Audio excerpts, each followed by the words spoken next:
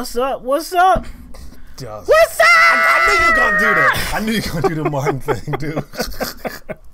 The next thing the next time you gotta be like, you gotta. What's going on, everybody? Welcome to LTMB Live. Let the madness begin. I'm Will Gaillard. And I'm Mike White. My man over here. What's going on, everybody? I hope everybody is having a nice evening or afternoon, depending on wherever you are. Maybe a morning, True or that, night, or you know, because didn't we have some viewers from like Australia? Yeah, we had Australia. Yeah, we did. All over the globe, huh? So we're just gonna give it a minute for some people to get in here, more people to get in here. We worldwide, dog. Worldwide. All right, let me put this up. We are on Facebook as well. Got a few people on Facebook. I was gonna go somewhere else many. with that worldwide thing, but I did not want to start something else, dog. You already know. Remember what I sent you yesterday? Oh no. I told you. Oh yeah. No. We don't want none of that. Malicious saying Snoop won Gospel Album of the Year. Yeah, remember? Yeah, you told me about that. I told you, I didn't know Rick who won Gospel Album of the Year. I know he got a lot of pushback from it. That's crazy. And your boy Creflo Dollar came to the defense. Creflo Dollar. I know. I'm like, of course. Creflo Dollar. And I mean, come on now. His last, I don't think that's his birth name. It can't be. I never. It sounds made up. I never have the energy to like actually, to look it up. But that can't be his birth name.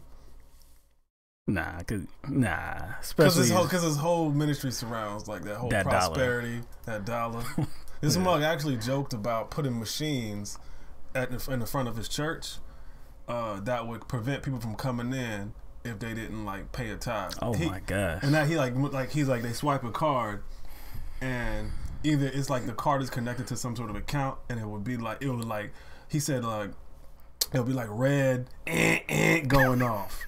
He even suggested that they be lined up in front of a firing squad. Yeah, dog. He basically said like something like the word of God or the Bible or something is preventing me, or the law is preventing me from doing that. I was like, are you serious? Wow, this dude's on something. Yeah, right dog. Here, all right, we are going to get started, I believe. What's going on? Jay, Jose, yo, Dredging Rose, Endo, Malicious. Jay, I'm gonna need an answer from you, Jay Scott.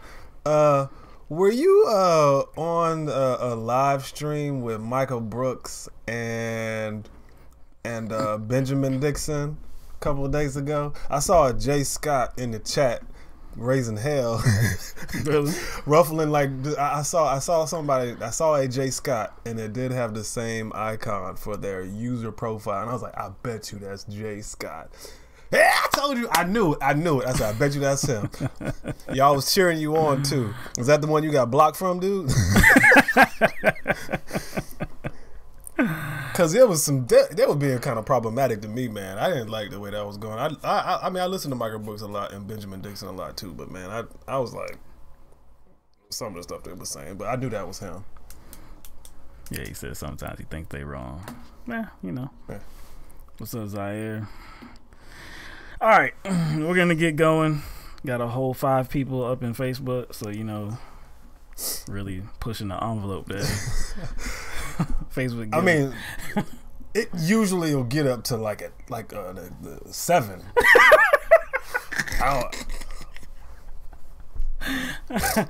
Yeah, I've seen 9. That's pathetic. Anyway, all right, let's get going. All right, so ever since, let me see. Yeah, okay. So ever since 2 black men were arrested inside a Philadelphia Starbucks, the CEO, Kevin Johnson, has been apologizing for the incident, calling the incident reprehensible.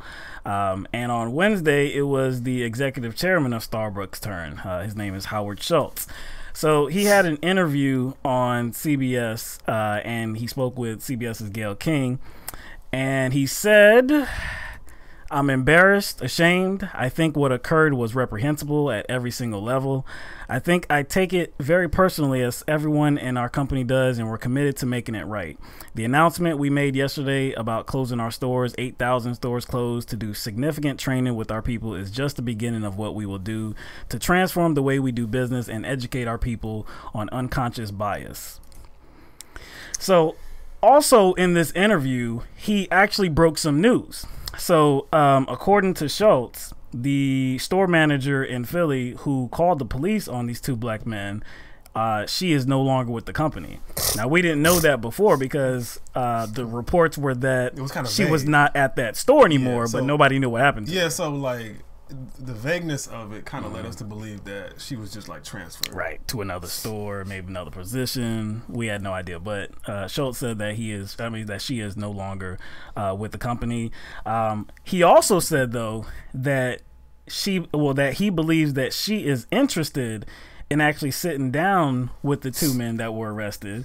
He described this as something as a, quote, unique opportunity for reconciliation. I can't. Also, I can't see reconciliation. I can already see like some pessimism bubbling up. It doesn't. Okay, so again, so if we look at this situation for what it seemingly is, these two men were the police were called on these two men. Seems like because they were black, because there was no altercation.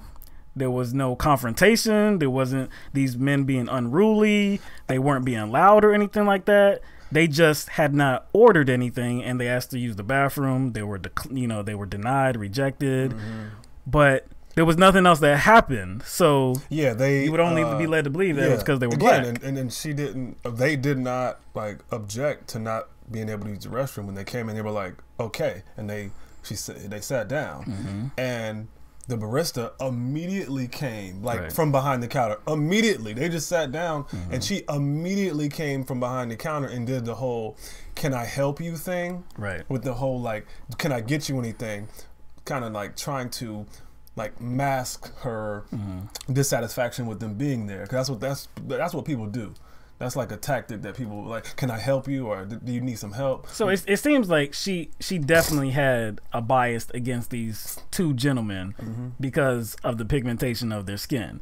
So, but the possibility that they could reconcile over this? But see, like, is there something else that would kind of, I guess, draw you to that conclusion other than her coming up to them immediately, like?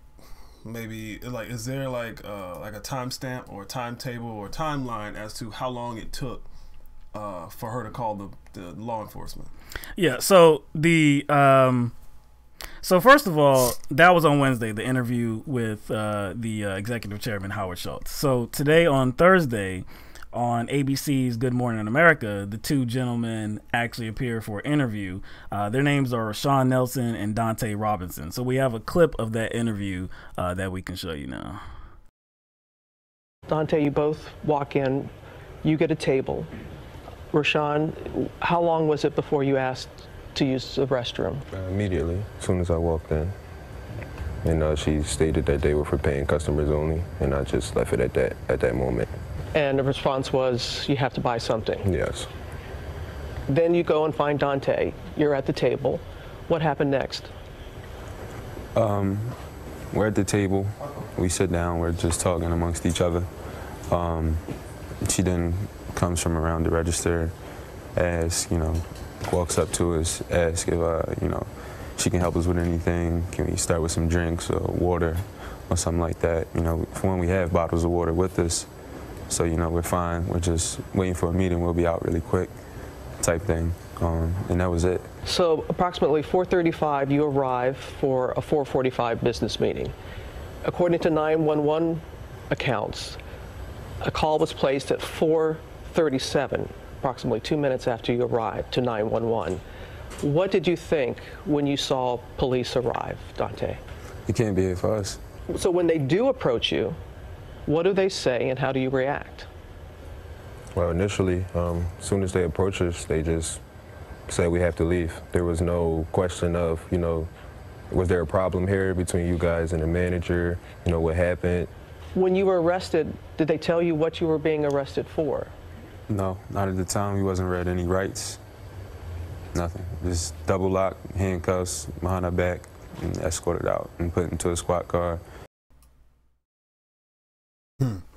You see, like, when they were describing how the police officers approached them, that's kind of what I have a problem with. Now, we both don't have a problem with the police officers, you know, coming there because they are supposed to provide some sort of service. They're civil servants. They were called. So we understand they have to go in there and, like, talk to the people in question, which were those two young men. The problem I have with it is, it's like, they didn't even take it upon themselves to even, like, inquire about what went on. Just leave. Like, to me, that seems very impersonal.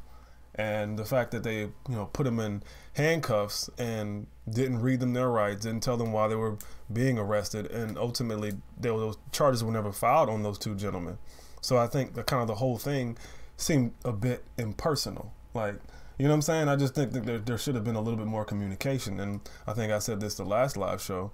If it was just, you know, them not supposed to be there because they weren't paying, why didn't they just get escorted off the property and it end at that? Like, why was there this necessity to hold them for 8 hours? The 8 hours is something that we're both in agreement with, is that's unconscionable, really. There's no reason to hold them for that long. The police commissioner, Richard Ross, said that the officers asked them 3 times to leave, which they didn't. So that's when they had to put them under arrest, place them under arrest.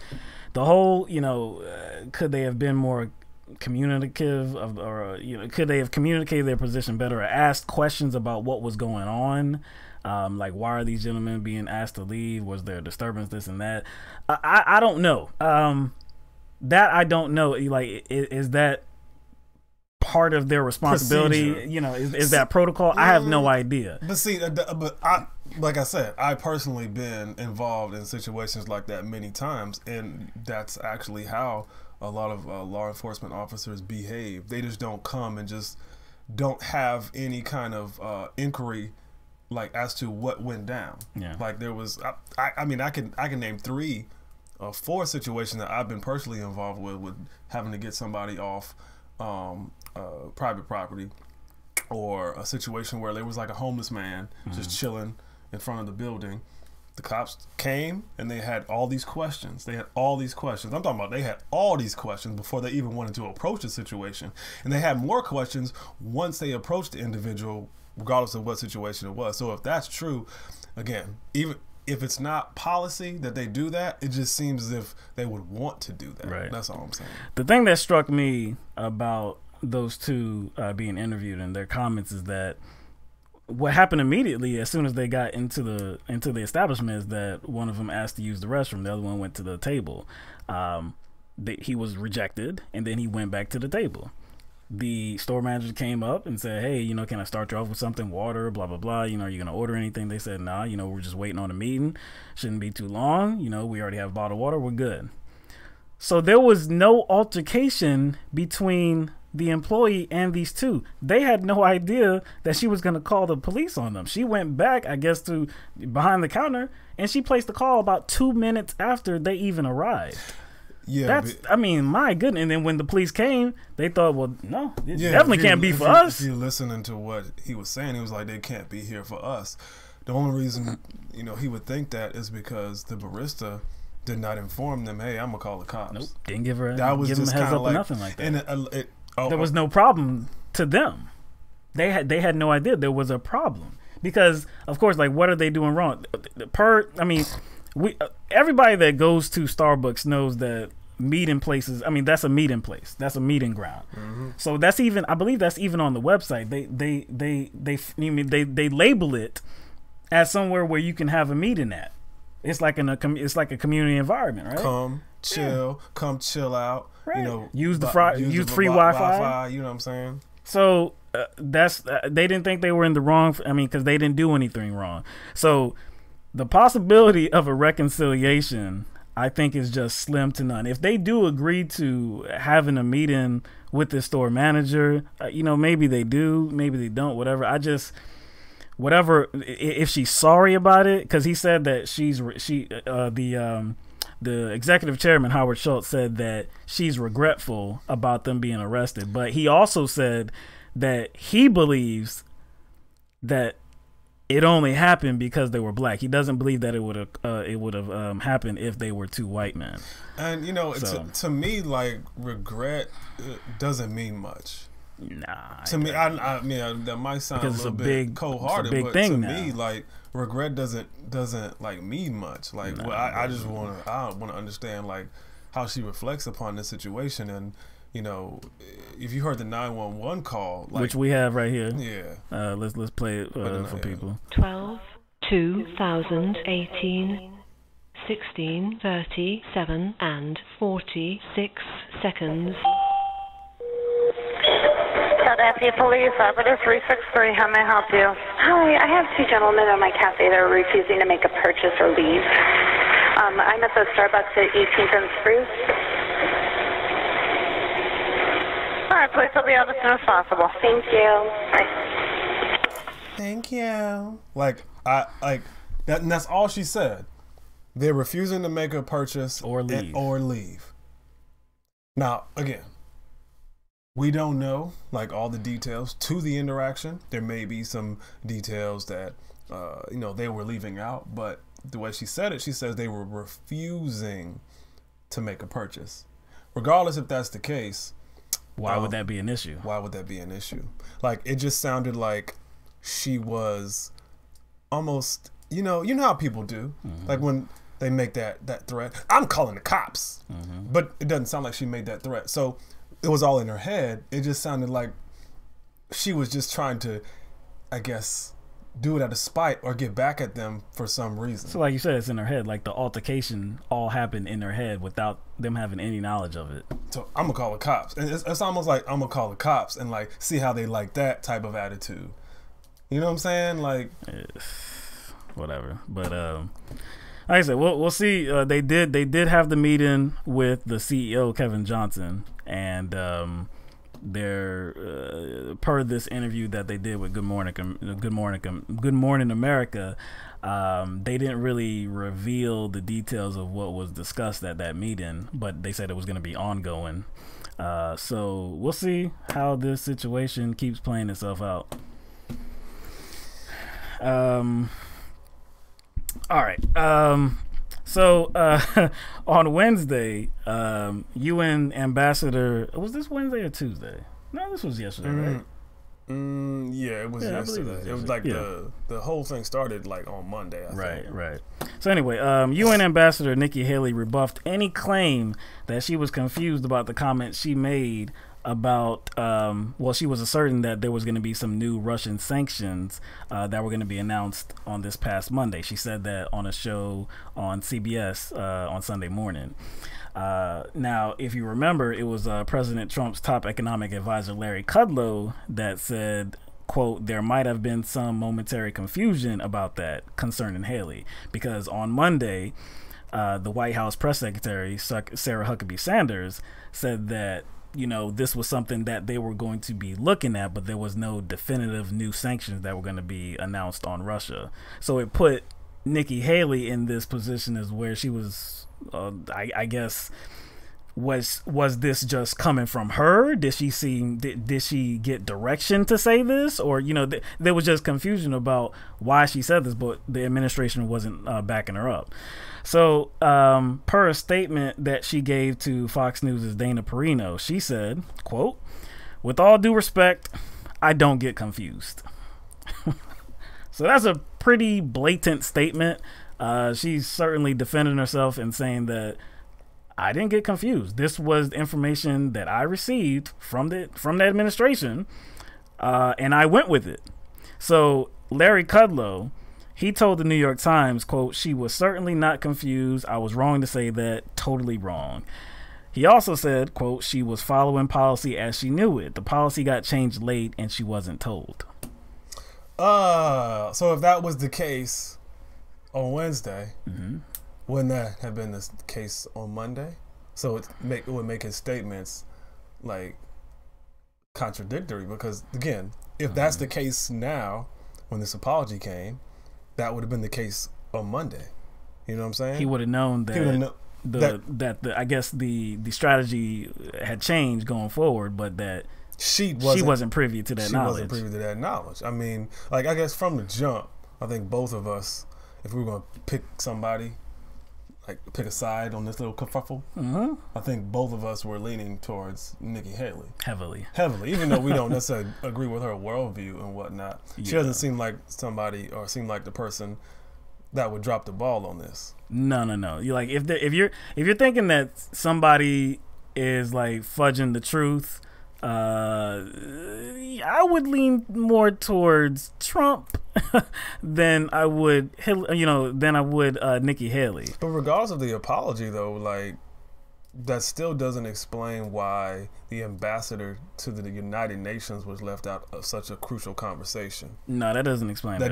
It doesn't, especially when she was included in what was supposed to be going on. So why would you leave her out when she was going to be coming onto a Sunday morning program to discuss what was going to happen as soon as the next day? See, this is not like a very this is, I don't know, it just doesn't seem like a loose situation. It seems like a very important situation to include Nikki Haley on. This is not some Nikki Haley was confused on, bringing bean dip to the White House potluck. You know what I'm saying?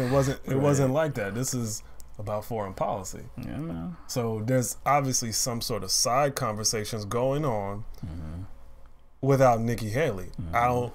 But see, if you think about it, is Nikki Haley a Trump person? Not really. Not really. She's kind of like in the middle. Right. She's kind of in the middle. She gets criticism from like those like loyal Trump supporters, right? And she gets criticism from your more moderate for being too hawkish, right? You know what I'm saying? So it makes all the sense in the world to me that at some point or another she will be left out of that inner circle. It's just very strange that you included her in to this important conversation, dispatched her to a Sunday morning program to say this was going to happen because that's the most recent knowledge that she had, and then you changed it and forgot to tell her. It wasn't like she was going to make like some sort of like spontaneous briefing. That's my thing. Now, if that's how it went down, then I'd be like, okay, some wires got crossed, right? But that's not how it went down. So to me, it's like just my common sense suspicions are itching. Like, why is there like these important conversations, these important decisions being made without her? That again, with all of the controversy going on with this administration right now, to me it just looks like there's some side business going on. Like, so maybe there was a mistake that was had. They forgot to tell her somewhere along the line. She went to the Sunday morning program before they realized, oh damn, she doesn't have the most recent information. It's possible that happened. But for Larry Kudlow to come out and said that she was confused about what the message was, what was going to happen. If this was an accident, he could have easily come out and stated that publicly and said, you know what, that's our bad. We didn't include her in the most recent events, the most recent knowledge. She had outdated knowledge. That's why she was on the CBS program, and she spoke factually, but she didn't have the most updated information. He could have said like, we received more information in regard to this issue, so we decided to make a change at last minute that we did not address with the UN ambassador. But he didn't do that. He put it all on her. It was like, hey, she's just confused. Which it seems to me like one of our friends, Neely, said that she got thrown under the bus. Was it intentional? It seems like it could have been intentional. But I don't think they expected her to come back like she did. They expected her to stay under the bus, just roll over. But she just like literally like kicked the bus off of her. She was like, oh hell nah. It's like, I'm not confused at all. And like we said, we may not agree with her like worldview, right? But she seems like the person who's always been straightforward and direct, no nonsense, crossing all her T's and dotting all her I's, no nonsense. Like she'll be like speaks directly into the camera, regardless whether we agree with what she's speaking into the camera. That's right. You know what I'm saying? You can even that's illustrated just by her own kind of facial features and structure. You know what I'm saying? So Yeah, I think we both know who's fibbing. Yeah, it's not her that's looking bad. It's not right her now. that's slipping right now. Yeah. The state of New York plans to restore voting rights to about 35,000 New York felons that are currently on parole, but that were previously barred from casting a ballot until they completed their parole. That is what the governor of New York, Andrew Cuomo, said on Wednesday. So Governor Cuomo is going to sign an executive order that will issue he's going to sign an executive order that will reestablish voting rights to former prisoners entering the parole system each month as well. So this is welcome news to people like us, because I can't tell you how many times I've thought to myself, there's no reason for people that have completed their sentence to be outside of prison. They've completed their sentence, but they still cannot vote. It makes no sense whatsoever. So the whole point of prison, I think, is to rehabilitate these people, right? To make sure that, it's to punish and rehabilitate them. Punishment for their crime, and to make sure, hey, this is going to serve as a deterrent. Don't do this again. Don't do any crimes again. Go out into the world and be a productive member of society. But you can't vote. But you can't vote. You can't have a voice in the political process, which is contrary to them being a pivotal member of society. And actually feeling like they're a valued member of society. So if they don't feel like they're a valued member of society, how can you legitimately expect them to kind of involve themselves, I guess, with integrity in that society? Like how could you expect them to act like an upstanding member of society when you're treating them like a second-class citizen? That makes no sense, right? So across the country, I think in all of the 48 states, there have been, I guess it's under law where former prisoners have to jump through certain loopholes. Have to jump through certain holes, and they have to go over different obstacles to get their voting rights back. Now, in 2 states, Maine and Vermont, there is no felony disenfranchisement laws. So the prisoners that are currently in jail, they can even vote while they're in jail. They're while in jail, but what state is that, though? Again, they're Maine and Vermont. That's Maine and Vermont. I don't think there's a lot of black people in Maine and Vermont, dog. Maine and Vermont, New England states, up north. Nope, you would not too many like urban areas. Yeah, no, not too many. Now, in 4 of the states, Florida, Kentucky, Iowa, and Virginia, they have laws that ban felons for life from voting. So they would have to petition I believe they would have to petition the governor to reestablish their voting rights, but they're often declined.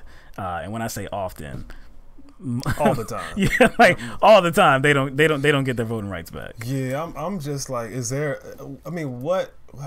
anything that should bar somebody from ever voting again, like for life? Is there any kind of violation? You remember we posed this question to the audience before. You remember we wanted people to call in, like, what if somebody's a serial rapist or murderer or pedophile? Should that bar them from participating in the political process? It's a hard question. That's a hard question, man. But still, most people are not those, those hardened criminals. Most people aren't those violent criminals. Most people go to jail, and they're not going to jail for a violent crime. And also, it's like, since kind of felonies are not distributed equally across the board, that raises another question too. Yeah. Because there's people who are more likely than others to lose their voting rights and be charged with a felony and lose their voting rights more so than another group of people in our population. So that's another issue that it raises. You know what I'm saying? So you're kind of disenfranchising people by the way of a criminal justice system that has already proven itself to not distribute justice equally. So that's why I have a problem with it. Yeah, that's one of the reasons why. That's one of the reasons why you have a problem with it. Now, in one of those states that I said bans felons for life from voting, Florida, voters in Florida are going to be taking up this issue in November. So there's going to be a ballot initiative, and it's going to have to pass by 60% of the vote so that felons that have completed their sentence, their probation, and their parole. If you've completed your sentence and everything that has to do with that sentence, then they're going to get their voting rights back if this ballot initiative passes. So it'll be a welcome thing to see. We'll see what, we'll see what Florida does in November. But so who's pushing this? Cuomo's pushing this? Well, no, that's in Florida. But yeah, in New York State, Governor Cuomo is signing that executive order to reestablish the voting rights for felons.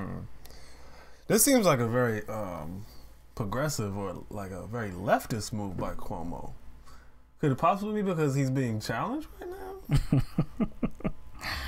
It might be. And he's being challenged by a progressive. Cynthia Nixon. From Sex and the City. That's right. So even sometimes being challenged kind of pushes people to... Hey, we saw Hillary Clinton doing that song and dance in 2016. But it was just a song and dance. Oh, yeah. I know. At least he's like actually putting pen to paper. And he's like actually making a move. Like something like that's concrete. It's a Feinstein-esque type move. It is.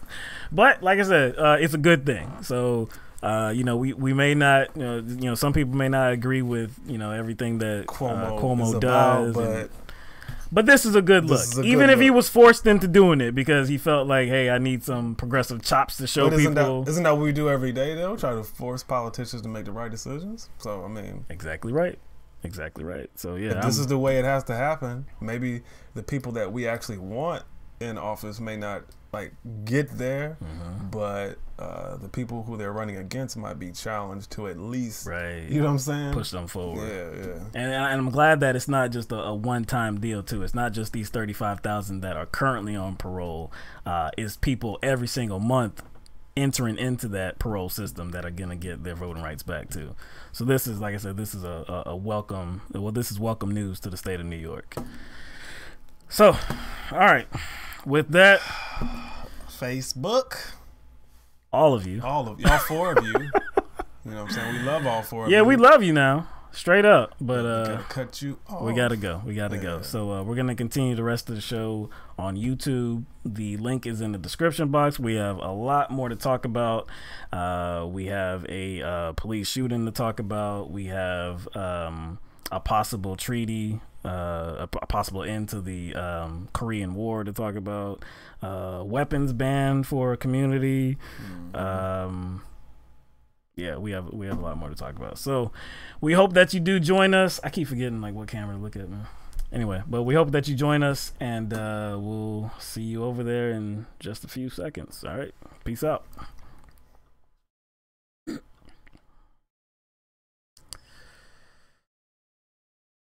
was gonna stop it. There we go. Moose Gal says there's some news coming out of Oklahoma. About what? I don't know. She just says news out of OK. Oh, we need more than that. Yeah, I know. OK House of Reps passed bill, blah, blah, blah, which would adjust penalties for low-level property offenses like larceny.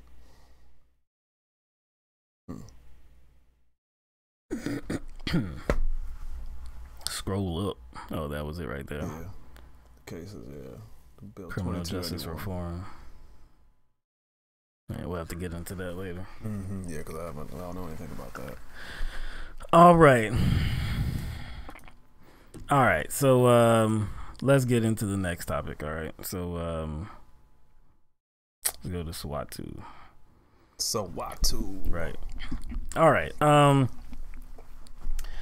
All right. A 26-year-old Detroit environmental activist and mother may be forced to give birth to her second child in prison after being convicted of felonious assault earlier this year. Her name is Siwatu-Salama Ra, and on July 16, 2017, there was a confrontation with her and the mother of her niece's friend. So here are Ra's words about what happened on that day. She had come to our house upset, very angry. She started yelling at me, screaming at me, cursing at me. In the midst of this, I'm asking this woman to leave, right? I'm asking her to leave, just go, you know, and she wouldn't. And so the next thing that she did was ram her car into my car. Plus, my baby was in the car, mind you. She was in the car playing. That shocked fear in me, and I jumped and got my baby out the car. So she's literally going back and forth with this car, putting in reverse and fixing herself to come at us again and go after my mom. My mother, who was also standing very close to me, wasn't able to run. She's using her car as a weapon. When I could not move, that's when I was the most frightened. She was so close to hitting me that I could feel the car on my clothes. That's when I made the decision to reach for my firearm that was unloaded with no bullets. I was afraid. And I told her, you have to leave now. All right, so Michigan has a stand your ground law, meaning that individuals can brandish and fire their weapons if they feel that their lives are in danger, if they feel their lives are being threatened. So even though Ra did not discharge her weapon, which is legally registered in Michigan, by the way, she was convicted of 1 count of felonious assault and another count of felony possession of a firearm. There's a mandatory minimum sentence of 2 years for a felony firearm charge, and that is the sentence that Ra was, that's the sentence that she was given. So there, of course, are two sides to this story, two different, I guess, two different descriptions of what happened. So let's deal with what Ra said actually happened, okay? So it began with her being at her mother's house. And she was there with her child, her 2-year-old, that was in her vehicle playing, inside her vehicle. Her mother was inside, and also her niece was inside as well. So that's when the woman came. The woman's name is Chanel Harvey. Okay, so that's when she came and she brought her daughter to I guess spend some time with Ra's niece. So that's where things kind of like got confusing. Got kind of confusing because apparently Siwatu's niece and the young girl had some sort of issue or conflict earlier. Right. And Siwatu was aware of this. So she was kind of confused as to why this woman, Harvey, was dropping this young lady off at the house. Now, Siwatu being confused about the situation, because if anything, what would you do if it was your niece? What was the first thing you would do if you didn't understand what this was about? What was the first thing you would do? I'd have to ask somebody, like, why she's here. I mean, exactly. Like if she knows that there was some altercation and she's confused as to why this young lady is coming to the house, you would probably call your sister. And that's what she did. She called her sister, and that seems like. Actually, that seems like going above and beyond, because some people have just been like, nah, I know enough myself. Exactly. And I'm gonna make the decision because this is my niece, and you can't. I'm not gonna allow this young lady to stay here. Right. But so she ended up calling her sister, and her sister was like, nah, I don't know anything about this. She's not supposed to be over here. Yeah. And so Siwatu says, called she called her mother. She called her mother because the mother dropped her off. Right. The mother dropped the young lady off, and Siwatu called the young lady. The young lady called her mother to come pick her up. Right. And so she was protesting going home, and so was the niece too, because they said I guess they had squashed the beef. But still, they're not the adults in the situation. They're not the adults. It doesn't matter. It doesn't matter what the kids say. That's first of all, that's not her place of residence. Exactly. And we don't know what the conflict was either, So anyway, her sister said no, she got to go. So she called her back. This is from Ra's account. She was called back, and when she got there, she was irate. Chanel Harvey. She was irate. She was cursing. She was yelling at her, and they were just telling her, "Hey, you got to go. You got to go. You got to go." So that's when there was still more yelling, but finally she left and she got in the car with her daughter. At that point, she started the car, but then she hit Ra's car. So that's what took the situation up a notch, because one, you just hit my car, and two, my young daughter is in the car too while you just hit the car. So was her mother standing close as well? Yeah, so this was after. So she went and got her daughter out of the vehicle, but Harvey kept putting the car in kept putting the car in drive and reverse, and was like, she was like, I guess pump faking with a car. Yeah, like she was about to hit him with a car. Yeah. So it was at one point, you heard her in the video, and her mom said that she could feel the car on her clothes. She was getting that close.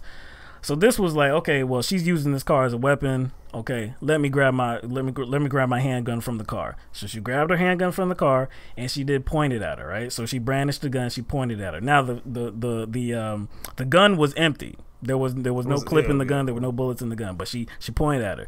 At that point, that ended the altercation, and she drove off. So that's Ra's account, okay? That's her account.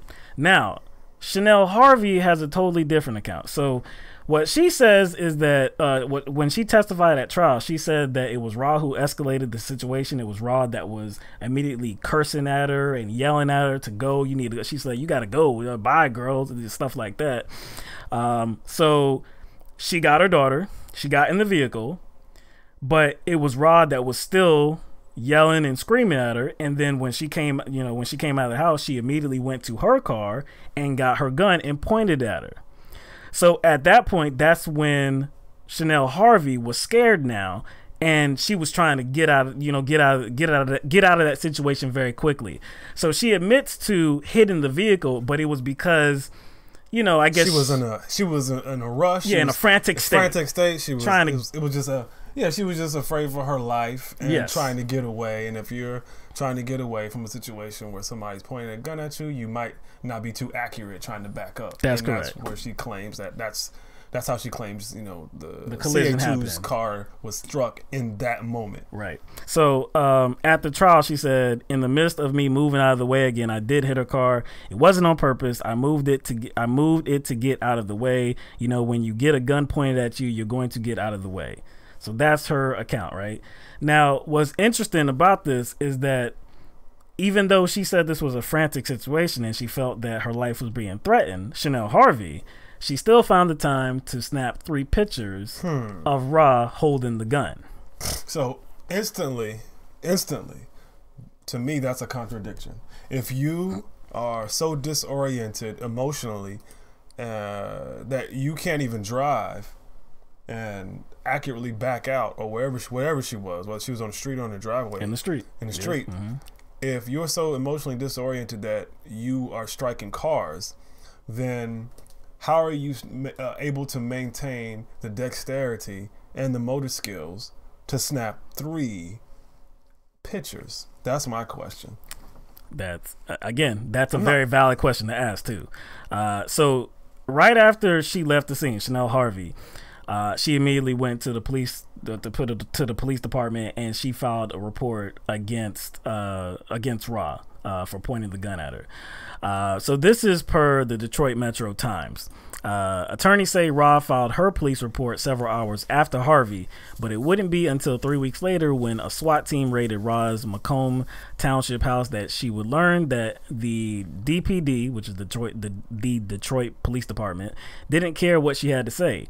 Months later, during the trial, a DPD detective testified that the department considers the person who arrives at the police station first to be the victim, lawyers say. Thus, detectives were not allowed to speak to Ra directly. Sorry. That does not fly. That's completely ridiculous. That's preposterous. No rational person, I guess, makes up their mind based upon what party complained first. I mean, you know what I'm saying? That just does, to me, that just doesn't make sense.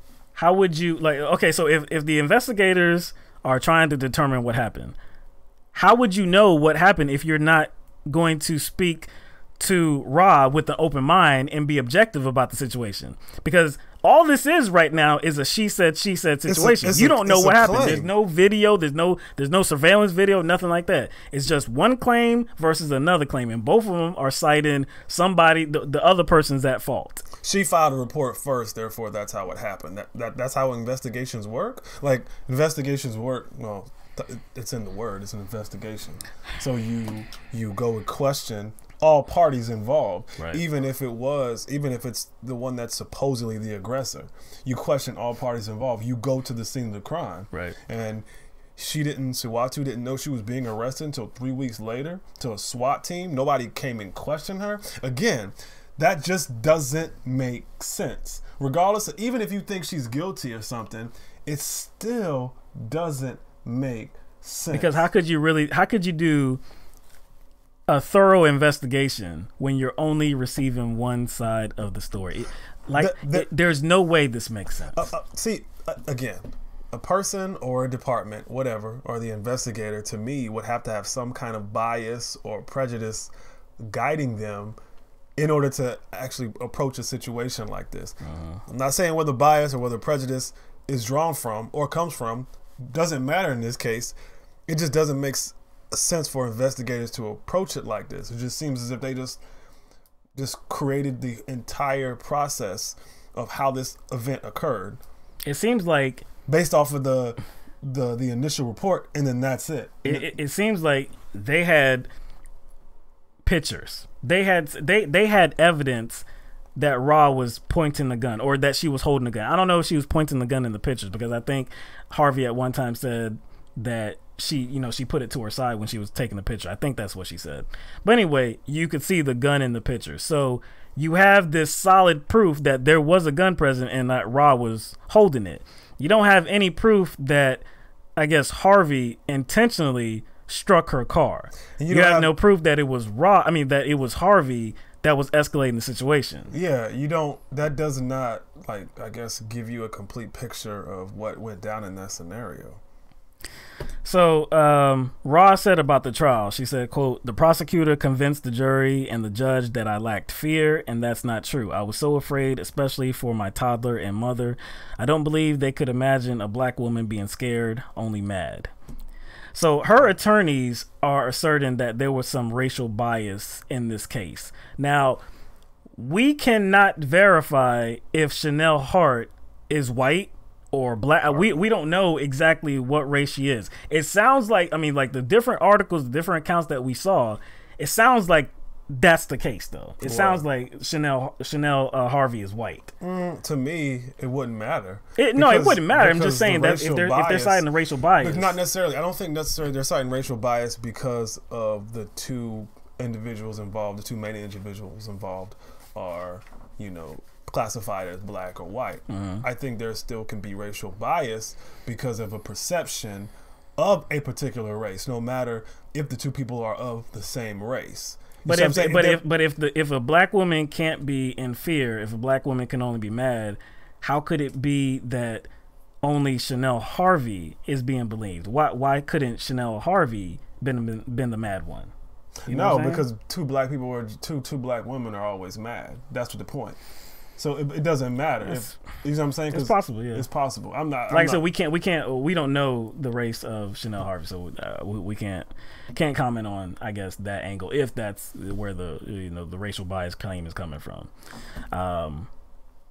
But anyway, so we said the charges. The charges again. She was charged with one. Well, yeah, she was convicted of 1 count of felonious assault and 1 count of felony possession of a firearm. Now, she was acquitted of 1 charge, and that was actually because she was charged with 3. All right, there was 2 counts of felonious assault, but she was acquitted of the second one. The second one was on the daughter of Harvey. The daughter was sitting in the passenger seat. Now, that's just very strange to me, because if you're convicted of felonious assault on the mother, how could you not be convicted of felonious assault on the daughter who was sitting right beside her? Right beside the mother. It makes no sense. That doesn't make sense at all. And for the felony possession of a weapon, but wasn't it legally owned and registered? See, okay, so the felony possession of a weapon, that means that if you're committing a felony and you have a firearm, then it's felony possession of a weapon, which is like redundant. But what was the felony that occurred? The felony was that she brandished the gun and pointed it at her. But again, it's the same charge, but just called something else. Called something else. It's ridiculous. But let's examine like whether what she did according to Michigan law is an actual felony, because we need to talk about that. Well, before that, let me read this. So before the trial, okay, the prosecutor told Ra that if she waived her right to a preliminary examination, then she wouldn't be hit with a felony firearm charge. Ra declined the offer because it would have resulted in the exclusion of Harvey's inconsistent testimony from the trial. Victoria Burton Harris, who is one of Ra's lawyers, says Harvey changed her story 4 times between the original statement and the February trial. So it seems like she didn't have to be charged with a felony if she would have agreed to what the prosecution wanted her to do. She didn't do that because she wanted to use the inconsistency of Harvey at the trial. And the inconsistency would, I guess, shed reasonable doubt. Yes, that's enough. Much reasonable doubt. I think that's the point. And if Siwatu felt that that would allow her to be exonerated fully, then that's what strategy she would take. And seeing as the testimony was inconsistent, that should have been enough. No doubt. But okay, now let's go into the charges itself, the felony charge. Okay, again, she was charged with a felony firearm charge with a mandatory minimum sentence of 2 years. Now, should she have been charged with a felony? Okay, so again, Michigan is a stand your ground state, right? So she had the right to brandish that gun if she felt her life was being threatened.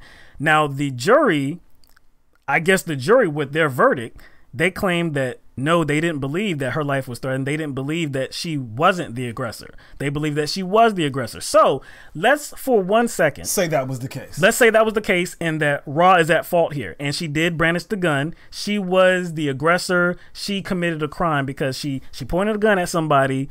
And like I said, she just escalated the situation. It is a crime. Now, we have to go to Michigan law now. We have to go to Michigan law. Now, in Michigan, there is a law about brandishing a firearm, okay? And with the intent of what? Like instilling fear in someone. Yes. So brandishing a firearm per Michigan law means, quote, point, wave about, or display a firearm in a threatening manner with the intent to induce fear in another person. That is exactly what it says in Michigan law, okay? Now. I was like, all right. Now, what's the punishment? What's the punishment? Because that's what you would want to know after that, right? So, of course, there is a law against brandishing that weapon if you're not threatened, right? You're threatening somebody else. It's illegal to do that. What is the penalty for doing so? According to the Michigan Penal Code, Section 750.234E, this is verbatim. A person who violates this section is guilty of a misdemeanor, punishable by imprisonment for not more than 90 days or a fine of not more than $100 or both. So it seems as if she was overcharged. I think she was overcharged from the jump anyway, because I'm still trying to figure out, in conjunction with understanding that Michigan law, where was the assault? Where was she never even fired the gun. Did she, when you say assault, like, I'm thinking, she must have hit the chick with the gun. Yeah, like threw the weapon at her, smacked her with the gun. I'm still trying to figure out where the actual assault came. Again, let's just say Siwatu immediately brandished the gun. She was the aggressor. She aggressed. She just got the gun. She committed a crime. She got the gun immediately. Right.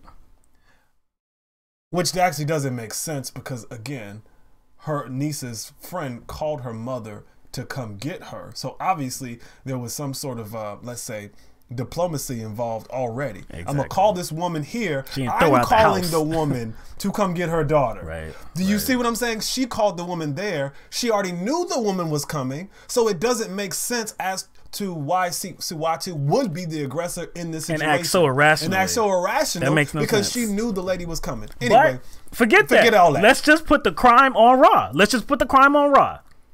How in the where? First of all, where's the assault?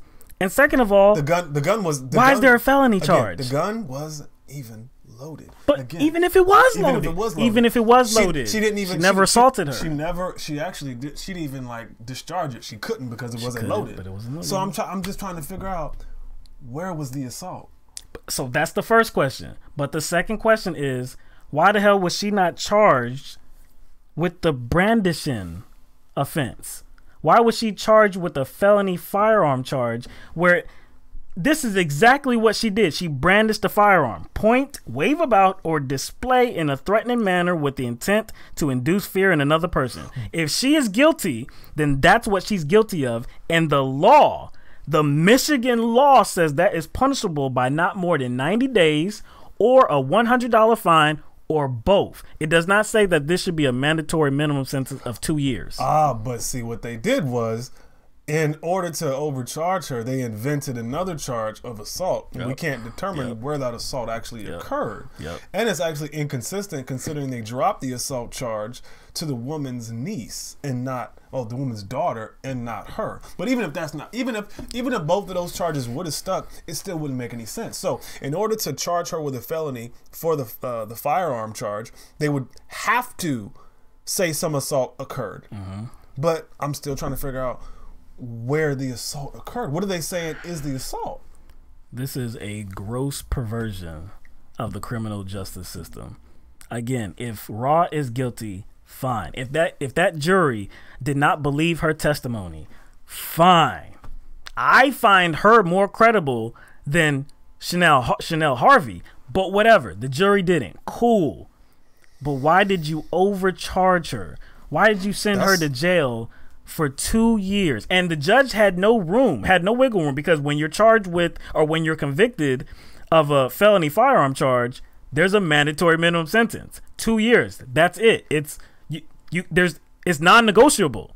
The judge has no leeway whatsoever, and the jury was not instructed of that as well. The jury can't consider that when they're deliberating.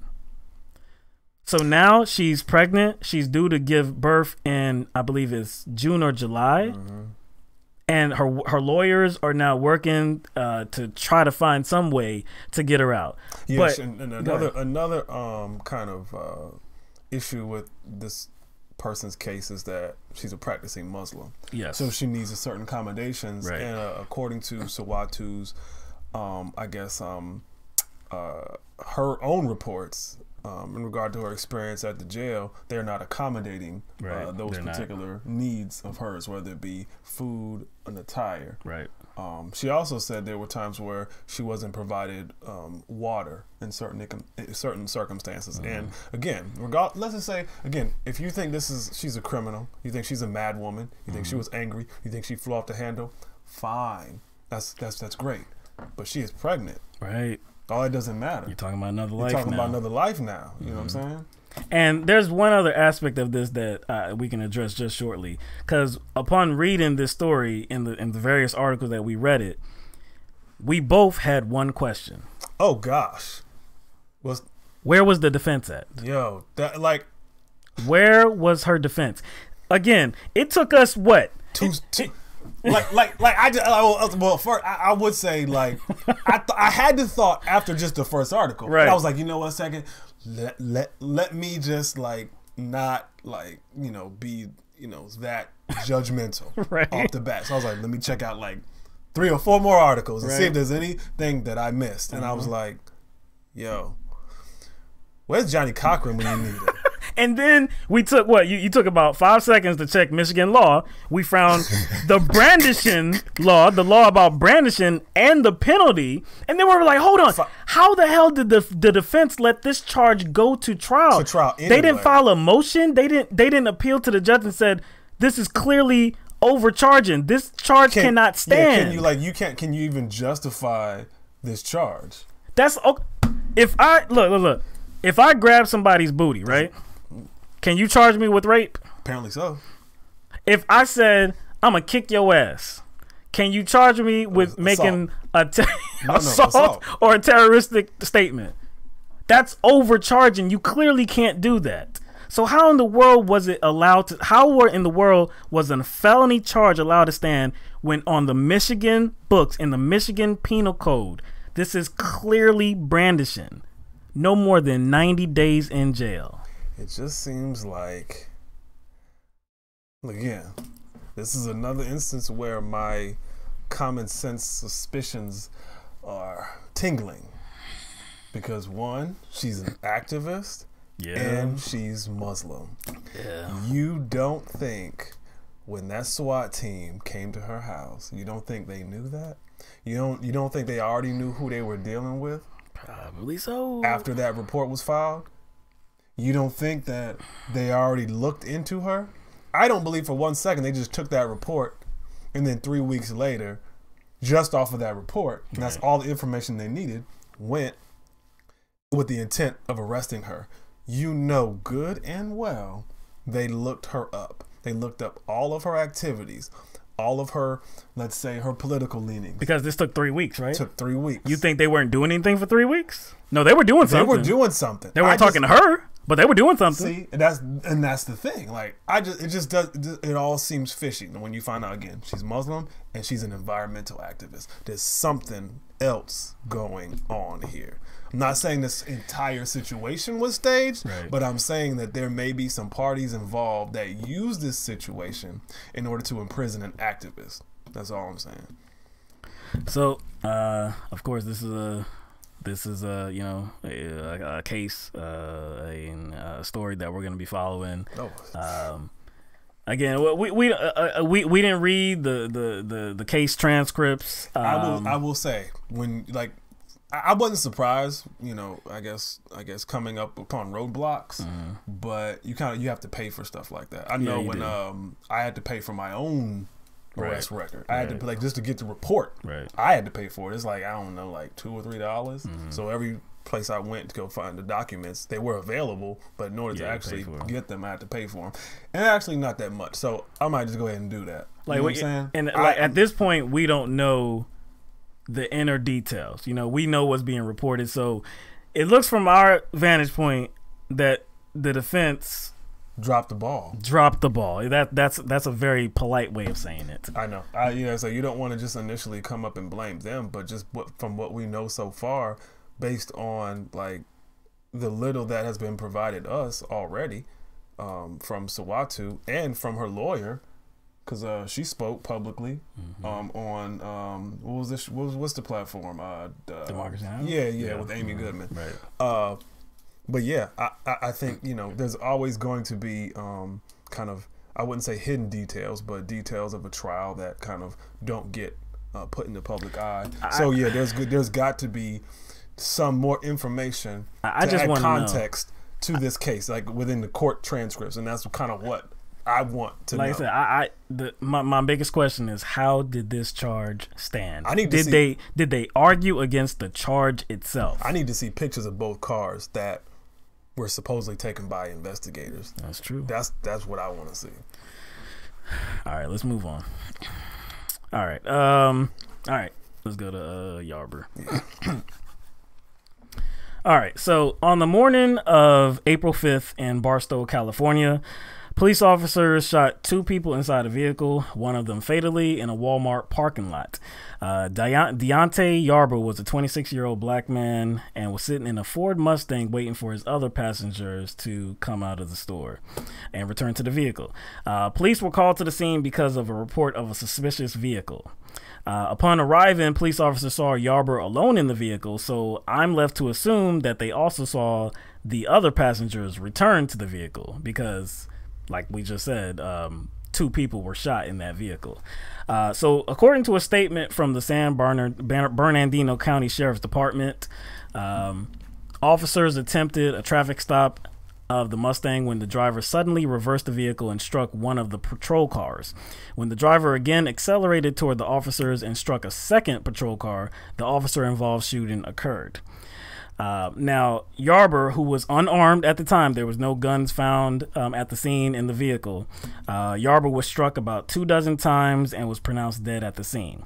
Now, I have to note that any video footage from this incident has not been released yet. So video footage from the body cams, video footage from the dash cam of the patrol cars, they have not been released, and the Walmart surveillance video has not been released as well.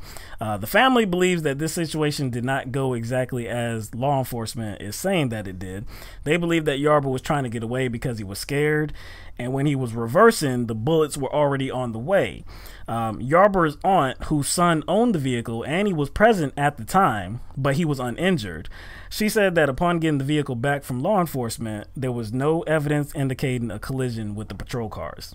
So there was some video that was taken, and this was cell phone video. It's not great, but you can see a little bit of what happened. So we're going to play that video for you right now.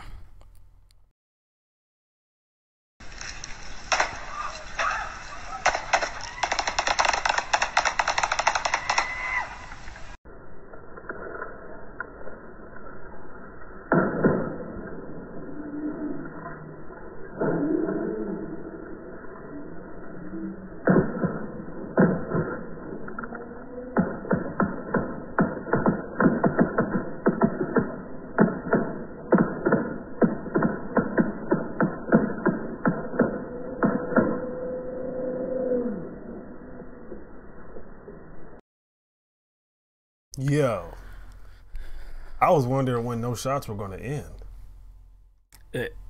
It was like they went on and they wouldn't stop.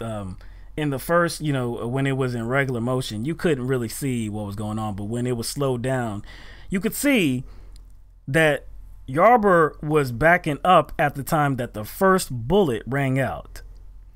So if the police account is that he backed up and he was accelerating forward, like he hit two police cars, and that's why they started firing at him, that doesn't seem to hold up. Also, there was some other footage of Yarber's car that was released. Right, yeah. And like we said, Yarber's aunt got the vehicle back because it was her son in the vehicle that owned the vehicle. And upon getting it back, she said that, yeah, there was no footage of the vehicle having any evidence of a collision, damage, with these patrol cars. And yeah, she I guess it was her that was doing the video. I'm not sure, but there's a video of somebody, you know, looking at the front of the car and looking at the side of the car, and you can see the bullet holes. You can see the, you know, the damage to the glass of the front windshield. You don't really see any damage to the front bumper. To the front bumper, unless it was made out of titanium or something. Yeah. So because again, according to the officers' testimony or statements, that Yarber rammed them with the front of his car. That's what they said. So if there's not evidence that indicates that, then there's something else going on here. So this is per The Guardian. A police spokeswoman said involved officers were on paid administrative leave, but declined to disclose the number of bullets shot and officers who fired. Police labeled the incident an assault on an officer, but Dale Gallipo, an attorney representing the 23-year-old woman hit in the car, said the investigation so far has revealed Yarber was unarmed and that officers were not in the path of the vehicle, which means they should never have discharged their weapons, let alone fire a barrage of bullets. So the woman is 23-year-old Marion Tafoya, and she was sitting in the back seat of the vehicle, and she was struck in the abdomen and in the leg, and she was she had to be airlifted to the hospital. It's okay. So if the investigation so far has revealed that there were no officers in the path of this vehicle, seems like he was scared. But you know what? Forget scared, because we can't measure that. We can't get inside his head. We can't know that he was scared. Let's say that he was just trying to get away from the scene, because that's what the video shows. He's backing up. Let's say he's just trying to get away from the scene. There was a police car behind him that had pulled behind him, but he hadn't hit that vehicle yet. There were no officers right there. So who felt like their life was being threatened to fire a shot into this moving vehicle? Also, one issue I'm having with it is is something. It kind of stems from what you brought up earlier, in that if they were already watching this car, then that means they saw that second passenger get in. There were 4 passengers. That's what I'm saying. So yeah, I know. Yeah, there were 4 passengers, but there was only one Yarber in the car when the police pulled up. So they saw the other 3 get in the vehicle. Get in the vehicle. So here's my thing. Like, the police are obviously upset in this scenario, and they're a bit frustrated with whatever the driver's doing, which is fine. But if they are investigating the situation from the jump, from the time they walked up to the car to the time they started shooting, then they saw those other passengers get in the car. My question and my issue is, even if you have an issue with what Yarber's doing behind the wheel, don't those other passengers come into question? Right. Why are they responsible for what Yarber's doing at the wheel? Do you see what I'm saying? You have other people involved, and you just start shooting into a car because you don't like what the driver's doing. You feel threatened by the driver, but considering that there are other passengers in the car who are not in control of that car, why would you then start shooting? Why is that the best option in that scenario? I don't even think that's the best option if Yarber was the only driver. Exactly. But since Yarber wasn't the only driver and there were other people in there, like I said, who weren't in control of the car, why you put those people's lives in danger? And this is another question. And this was a question that we talked about beforehand as well.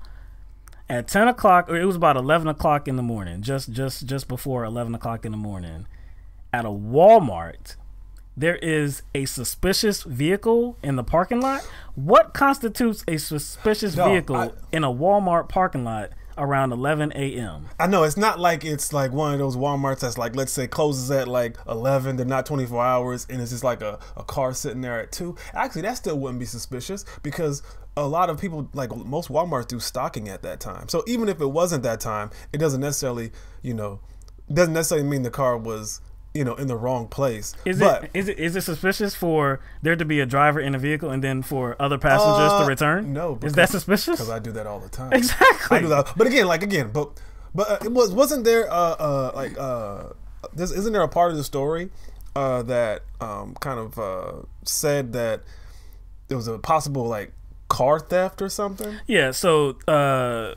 in the statement that the San Bernardino County Sheriff's Department issued, they also said that the officers believed that Yarber might have been a suspect or might have been the suspect in some case involving a stolen vehicle. But why?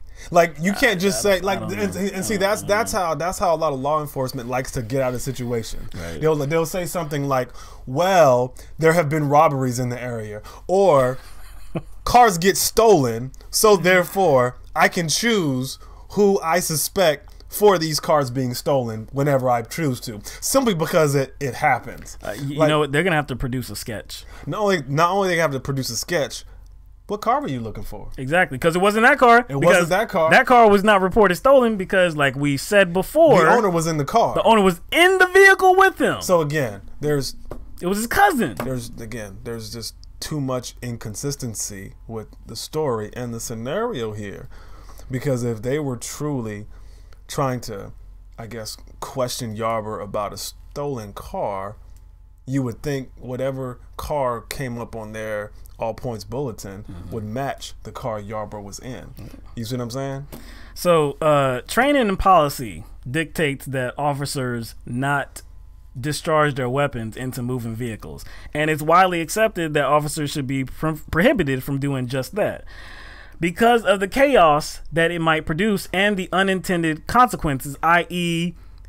bystanders getting hit, maybe other passengers in the car getting hit, right? So this was the case last year when undercover police officers in Hayward, California attempted to shoot a driver that they were trying to arrest, but instead hit the passenger in that vehicle. The passenger was 16-year-old Elena Mondragon, who was killed, and she was pregnant at the time as well.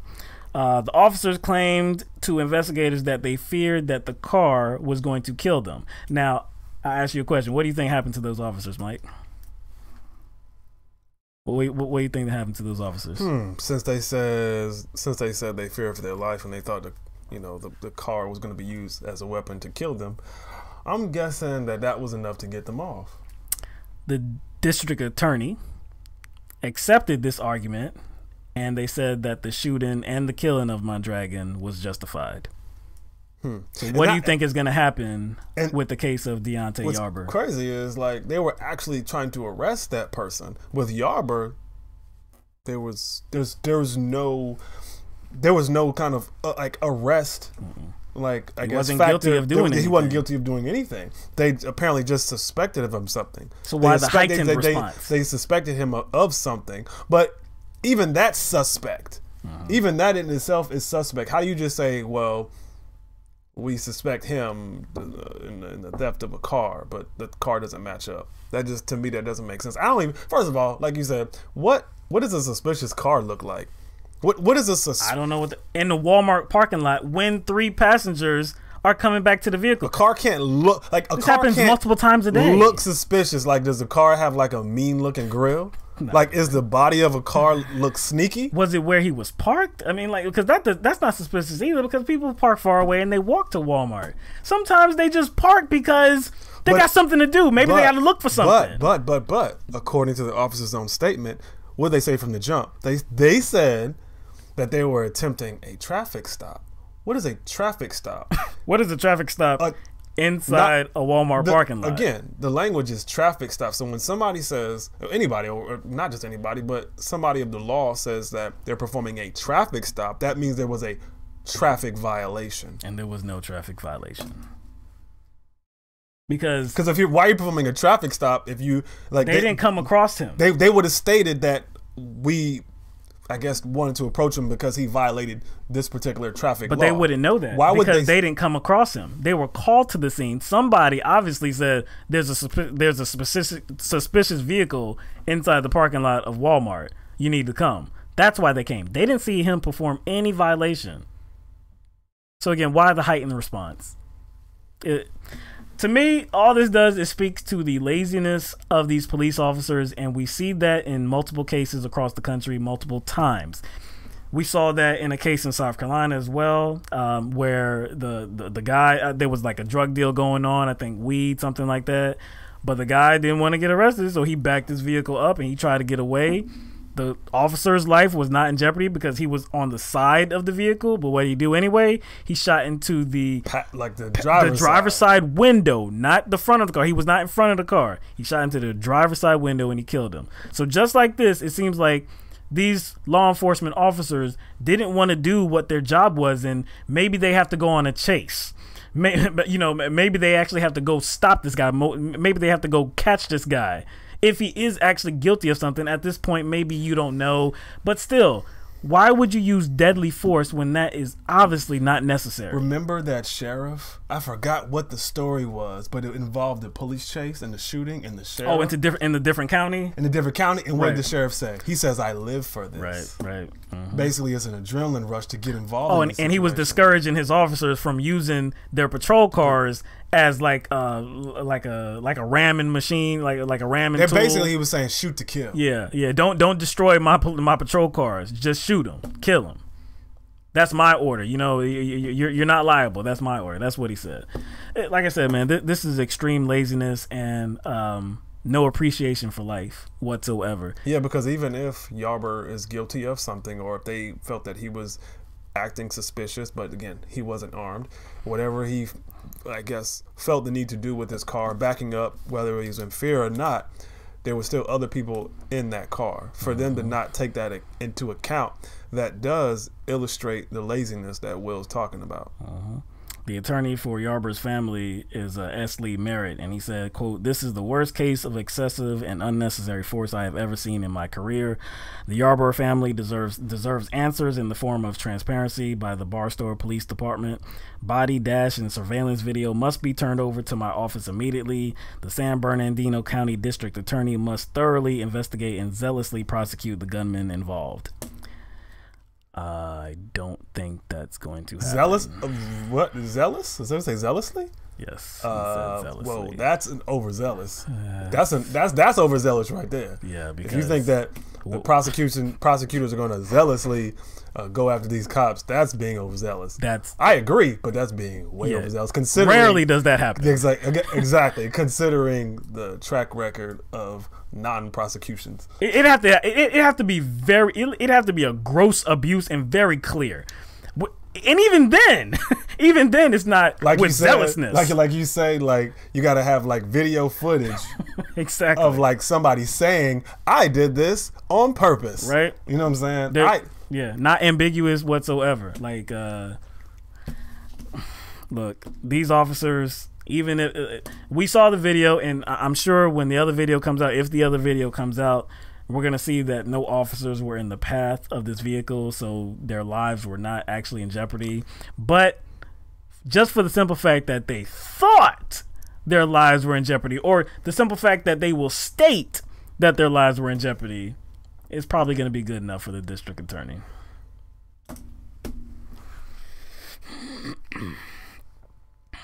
All right, let's go to South Korea. All right, so the New York Times reported on Wednesday that South Korea confirmed it is working with the United States on negotiating a peace treaty with North Korea that will effectively end the Korean War, because officially the Korean War has lasted for over 60 years without it officially ever ending.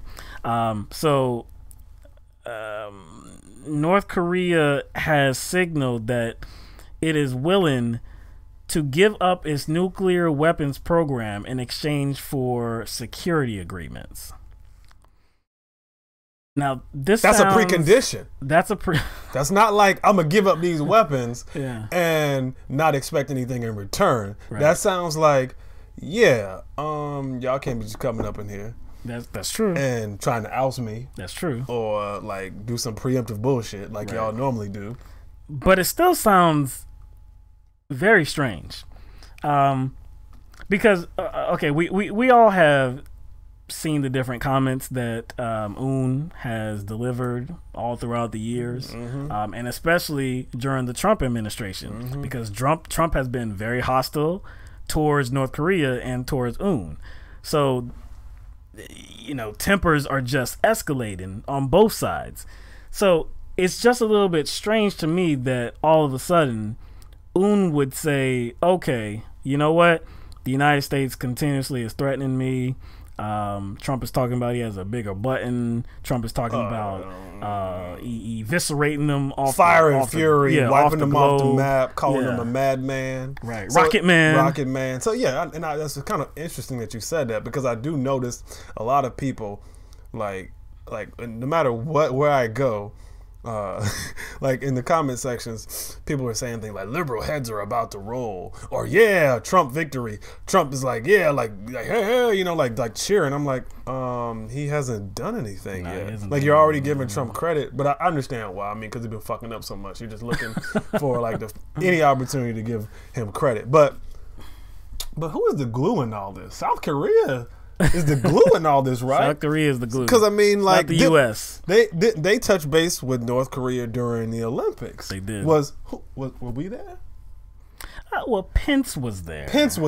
But see, he was there to protest North Korea. He did things to he like sat down during the North Korea anthem or whatever. That's correct. So he wasn't there to like make amends. No, he was not. So we're coming to this table, a table that was already set for us. Yes, but by South Korea, by the efforts of South Korea. So how can people think that peace or some sort of peaceful nuclear disarmament has been forged by a man that has uttered the most threatening and, I don't know, threats and insults in the direction of Kim Jong-un? You know what I'm saying? It's like, crazy. How can you think that he is kind of like the glue that's holding this all together? He's the mediator.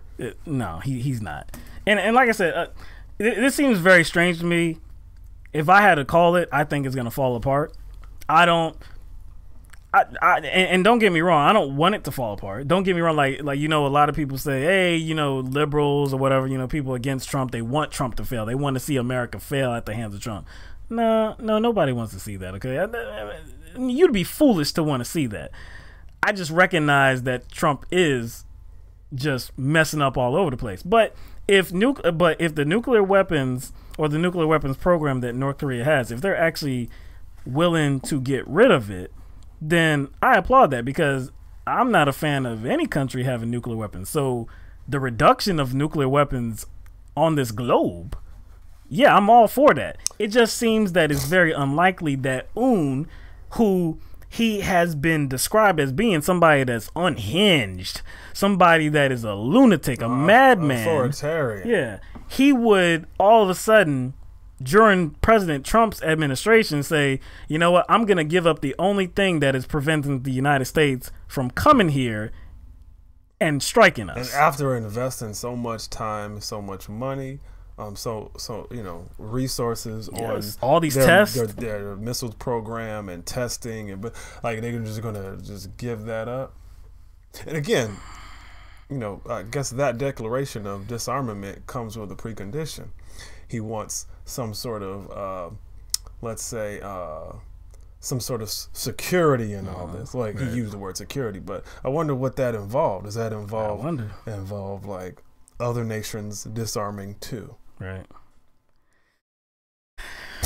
We don't know. We don't know yet. The top national security official in the top national security official in South Korea told the New York Times, quote, we held in-depth discussions on various ways of how to end hostilities and eventually establish a peace regime on the Korean Peninsula, how to address the North Korean concerns, and how to ensure a bright future for the North if it makes the right choice. So we know that it's in the works that Trump, will be going over there. The administration, or some people in the administration, will be going over there to sit at this table and to discuss these peace negotiations.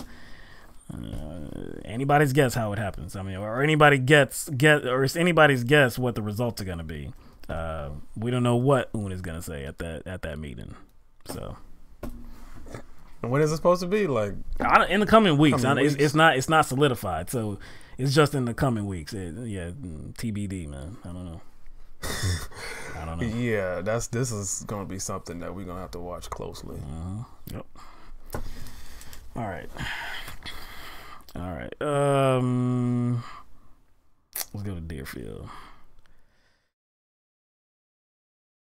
All right. Okay. All right. So ever since the tragedy happened in Parkland, Florida, at Marjorie Stoneman Douglas High School, many people have been talking about what we need to do as a society to ensure that it is safer. People have been appealing to Congress. These kids at this school have been appealing to Congress to make changes so that schools are safer, communities are safer, just this whole nation is safer.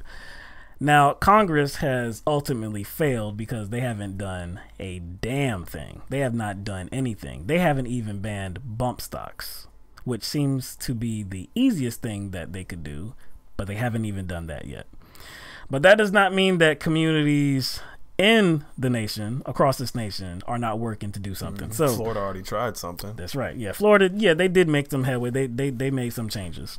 But the village of Deerfield in Illinois, they have instituted a assault weapons ban and a high capacity magazine ban as well. So the owners of assault weapons in Deerfield have until June 13th to remove those kind of firearms from within the village limits or face daily fines after the ban was approved on April 2nd. So the fines will look something like this. They will carry the violations of this law that has been enacted. The fine will be between $250 and $1,000 per day. Until that owner is in compliance with this new law. And that's only in Deerfield, though. That's just in Deerfield, which is this village. And like, hey, even though that there's no, I guess, no gun reform or like any substantial gun reform popping off on a federal level, it's still looking up in a way because there are small municipalities that are trying to do something on their own. And this particular municipality is kind of sending a message, like a strong message. Like, we don't want these guns in our community because we don't feel that they're safe. Like, they have already assessed, like, are any of these type guns necessary? Right. You know what I'm saying? Because honestly, like, if you look at the main reason why people want these type of weapons, it's to protect their family, right? That's what they say. Oh, the main reason is they think they can fight the government with those weapons. But for the main reason, the immediate reason, probably the more used reason, is they can protect their family. I want to actually see statistics on this, like how many people have protected their family and what instances that they did that, or they do that and used AK-47 or AR-15. That's kind of what I want to know. Yeah, I would like to see the stats on that too. But again, this particular town, this particular village, is trying to take steps to see that no massacre or no situation, you know, like the situation that we have been seeing happen in their town. And to me, it's not just like about mass shootings as well. No, it's not about that. It's just about, this is about being responsible as a society, being responsible as a community, because as we see in America, we as a whole nation we have not treated the situation responsibly whatsoever. Time and time again, there are mass shootings. Time and time again, there are multiple deaths. And we get prayers, we get thoughts, we get nothing else. We get members of the House, we get members of the Senate saying that, okay, well, maybe, you know, we're gonna have to talk about it, and then after about a week or two, they go on to something else. They go on to bank deregulation. They go on to sex trafficking. They never return to guns until the next mass shooting happens. So again, I applaud this community for doing something. And it's not just the possession of these weapons as well. It's going to be the possession, sale, and manufacturing of certain types of assault weapons and large capacity magazines. So this is per the Chicago Tribune. In the ordinance, the definition of an assault weapon includes, among others, semi-automatic rifles that have a fixed magazine with a capacity to accept more than 10 rounds of ammunition, shotguns with a revolving cylinder, and semi-automatic pistols and rifles that can accept large capacity magazines and possess one of a list of other features. Among the dozens of specific models cited are the AR-15, AK-47, and Uzi, according to the ordinance. And to to be honest, like, whose fault is it that this town had to take it upon themselves to do that? That would be the United States Congress. Exactly. So they would not have to even go this far or take these measures if our Congress would make some moves, or at least move the needle a little bit in regard to gun reform, or any kind of gun reform. So guess what happens? Right. Communities got to take the step. So again, there have been people, a few people in these communities that have said this is a violation of their Second Amendments. There's always going to be some pushback, but those people need to blame the federal government. Exactly. Like I said, it's a complete derelict of duty. That's what these senators, that's what these representatives are in. Derelict of duty. Two of the easiest things that they could do would be to ban bump stocks. Seems very simple, because why would you want to allow automatic fire when you don't allow automatic guns? Come on, that's a contradiction. When there's already a law that bans guns from doing what bump stocks alter guns to do. Exactly. So that's the easiest thing. That's one of the easiest things to do. The second easiest thing to do would be to implement universal background checks, where there is nearly universal approval of that idea. Those are two things that, hey, make them standalone bills. Couple them together. No, just make them standalone bills so that they will pass so easily. But they can't even do that. So no, they can. They just don't want to. Exactly. Well, that's what I mean. They can't. So what gives us the impression that they are actually interested in ramping down the violence across America? They're not. All right. Let's see. All we're making good time. 8:38. Yeah. Let's go to Louisiana Sheriff. Yeah. Finally get to this one. Yeah, we were supposed to do this one like 3 weeks ago. Man, this has been in the rotation for a while, man. All right. So we talk about the criminal justice system many times. We've talked about it many times just on this show here today. In Louisiana, the Sheriff's Association has said that around 1,300 people have been in local jails for around 4 years waiting for their trials. 4 years. 70 people have been held for 5 years without having their case heard. So from 4 to 5 years, there's 1,300 people that are just sitting in prison cells without having a trial. We don't know if they're guilty. We don't know if they're innocent. They're just being held. And one can only assume they're being held because their bond is way too damn high. These are probably, 95, 99, 100% poor people that can't afford the bail or the bond. So what you're saying is they don't have equal protection under the law. No, they do not. So not only is it a violation of the Fourth Amendment, them sitting in jail without a speedy trial is a violation of the Sixth Amendment. That's right. Because, that's what the Sixth Amendment guarantees, the right to a speedy trial. Without unnecessary delay. And I think 4 or 5 years is... You think that's an unnecessary delay? Not just unnecessary. I think that can be categorized as a delayed trial when somebody's just sitting up in jail rotten for that long. And a lot of it is because, public defenders are like, there's not a lot of public defenders in the rotation. Right. That's whose fault is that? Whose fault is that? That's the state's, isn't it?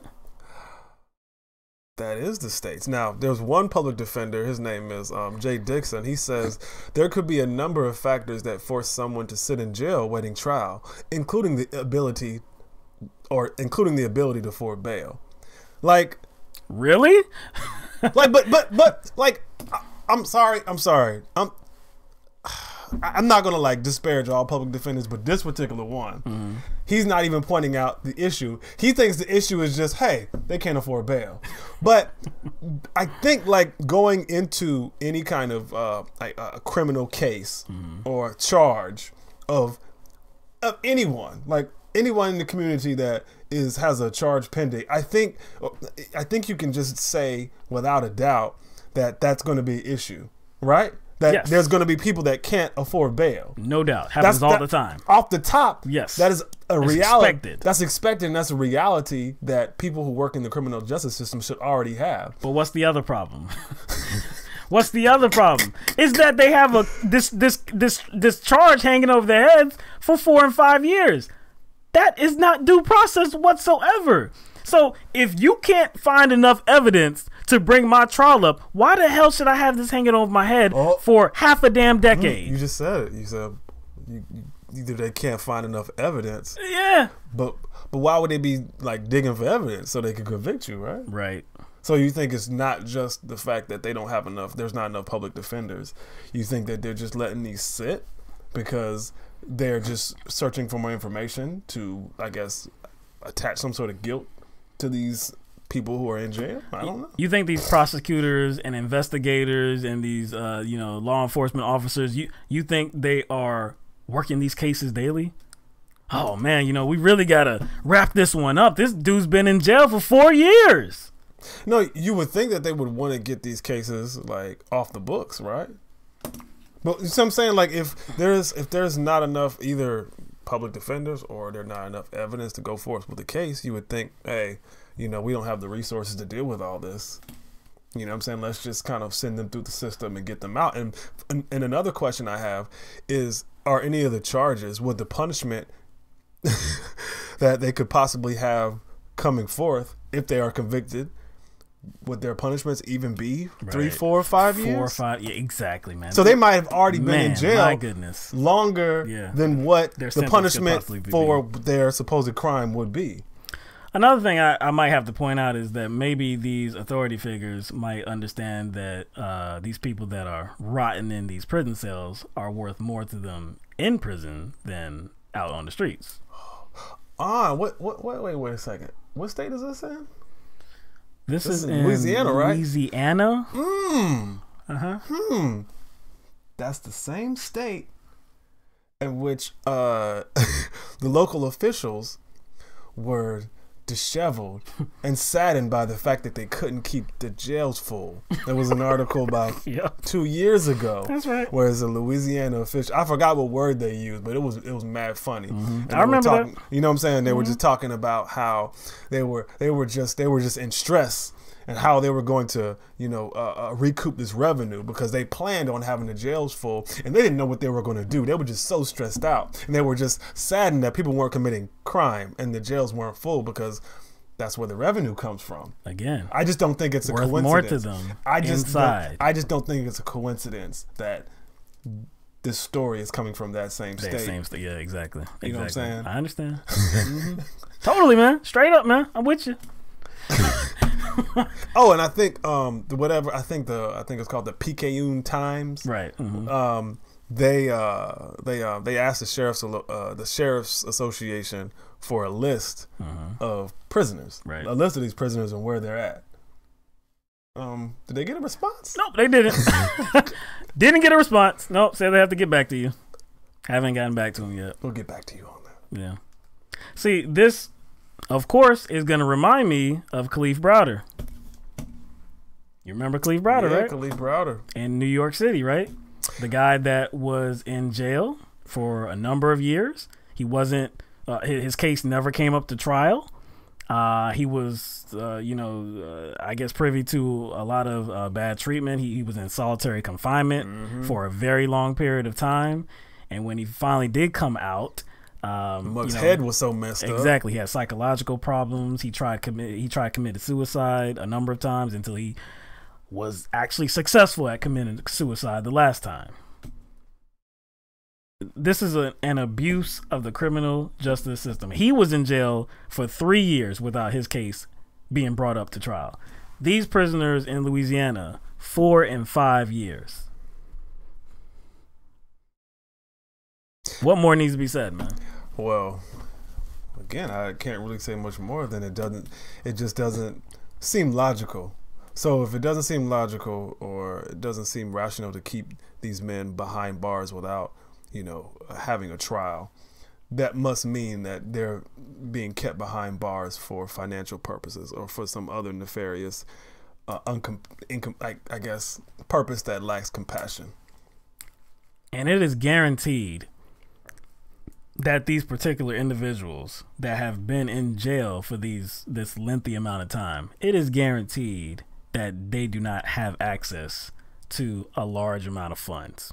Guaranteed, because if they did, they would get a capable lawyer and the lawyer would say, this guy's been in jail for way too long and the trial hasn't come up. Where is due process? Where is his right to a speedy trial? And the judge would say, you're right. You have to bring this case up within 24, 48 hours or, that's it. And dismiss the charges. And remaining in jail only makes it that much harder for them to defend themselves. Because if they don't have the money for bail, if they don't have the money for bail now, they will never have the money for bail if they're still in there. Yeah. They'd have to rely on friends and family to try to get the money, and that's always going to be a challenge because they have expenses that they need to, pay for housing and clothes and their children, whatever. It's going to be very difficult for somebody to come up with that sum of money to get somebody out of jail, man. We all know that to be the situation. 1,300 people, man. 1,300.